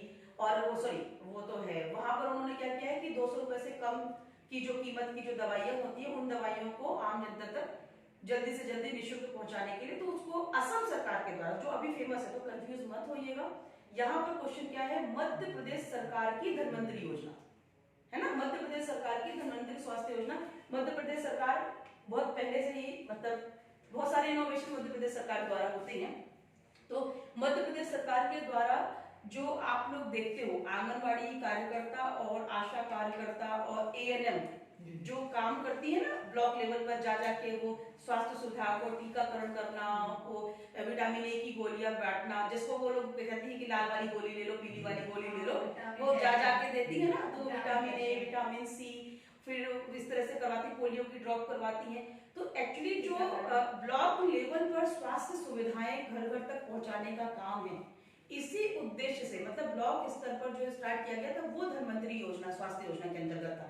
तो ये जो था 15 अगस्त 2005 से विकासखंड स्तर पर स्वास्थ्य सेवाओं के क्रियान्वयन हेतु, जिसमें 15 अगस्त 2005 से विकासखंड स्तर पर स्वास्थ्य सेवाओं के बेहतर प्रबंधन से मातृ एवं शिशु कल्याण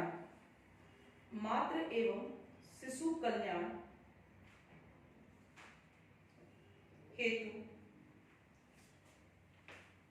जो योजना चलाई गई वह आपका धन्वंतरी स्वास्थ्य योजना थी। और इसमें आपकी वही एएनएम अगर 62% काम करती है तो उनको 1000 रुपए अलग से, उनकी जो मानदेय होती है उससे अलावा 1000 रुपए प्रोत्साहन राशि और आंगनबाड़ी कार्यकर्ता को 500 रुपए प्रोत्साहन राशि दी जाती है। फिर वही कुपोषण के लक्षण लिखिए, प्रकार लिखिए। आप यहाँ पे लिखोगे कोविड-19 वेल नोन है, अभी आप लोग जानते हैं, उसका फुल फॉर्म लिखोगे, क्यों आया, कैसे आया, लक्षण लिख दोगे। प्रारंभिक शिक्षा की लोकव्यापीकरण का मतलब क्या है, सभी तक पहुंचे, जनरलाइज करना है। तो आपका अनुच्छेद 21A हो गया है, राइट टू एजुकेशन हो गया है। 8वीं तक हमने उसका सार्वभौमिकीकरण कर दिया है। मध्य प्रदेश शिक्षा गारंटी योजना है। ये सब चीजें आप लोगों को सीधे सीधे लिखना है। औद्योगिक प्रशिक्षण संस्थान, तो आपको औद्योगिक प्रशिक्षण संस्थान क्या कहलाता है, बस वही नहीं, हाँ है ना, वो लिखना है आपको। इंडस्ट्रियल ट्रेनिंग, हाँ ITI है। इसका इंग्लिश में इंडस्ट्रियल ट्रेनिंग इंस्टीट्यूट होना चाहिए था, इस वजह से आप कंफ्यूज हो गए। नेक्स्ट आपका वृद्धजन को परिभाषित करें, समस्याओं कल्याणकारी। वृद्धजन कल्याणकारी कार्यक्रम में आप इसका लिखोगे संवैधानिक, सांविधिक और अन्य कल्याणकारी योजनाएं। संक्रामक बीमारी से आप क्या समझते हो, बहुत सिंपल सी बात है, संक्रामक बीमारी आप पूरा बताओगे अच्छे से, फिर उसके बाद उसके प्रमुख परिचय, तो कम से कम 5, न्यूनतम 5, क्योंकि 15 नंबर वाला क्वेश्चन है, तो 5 रहेंगे तो आपको ज्यादा अच्छे से नंबर मिलेंगे। फिर घरेलू हिंसा अधिनियम पर निबंध लिखें। निबंध में जैसा भी अपन ने देखा है कि उसका अधिनियम क्यों आया, उसके प्रावधान, प्रमुख उसके जो है प्रोविजन, उसके प्रमुख प्रोविजन घरेलू हिंसा अधिनियम के, वो आपको लिखने। तो इस तरह से आपका ये तो हो गया।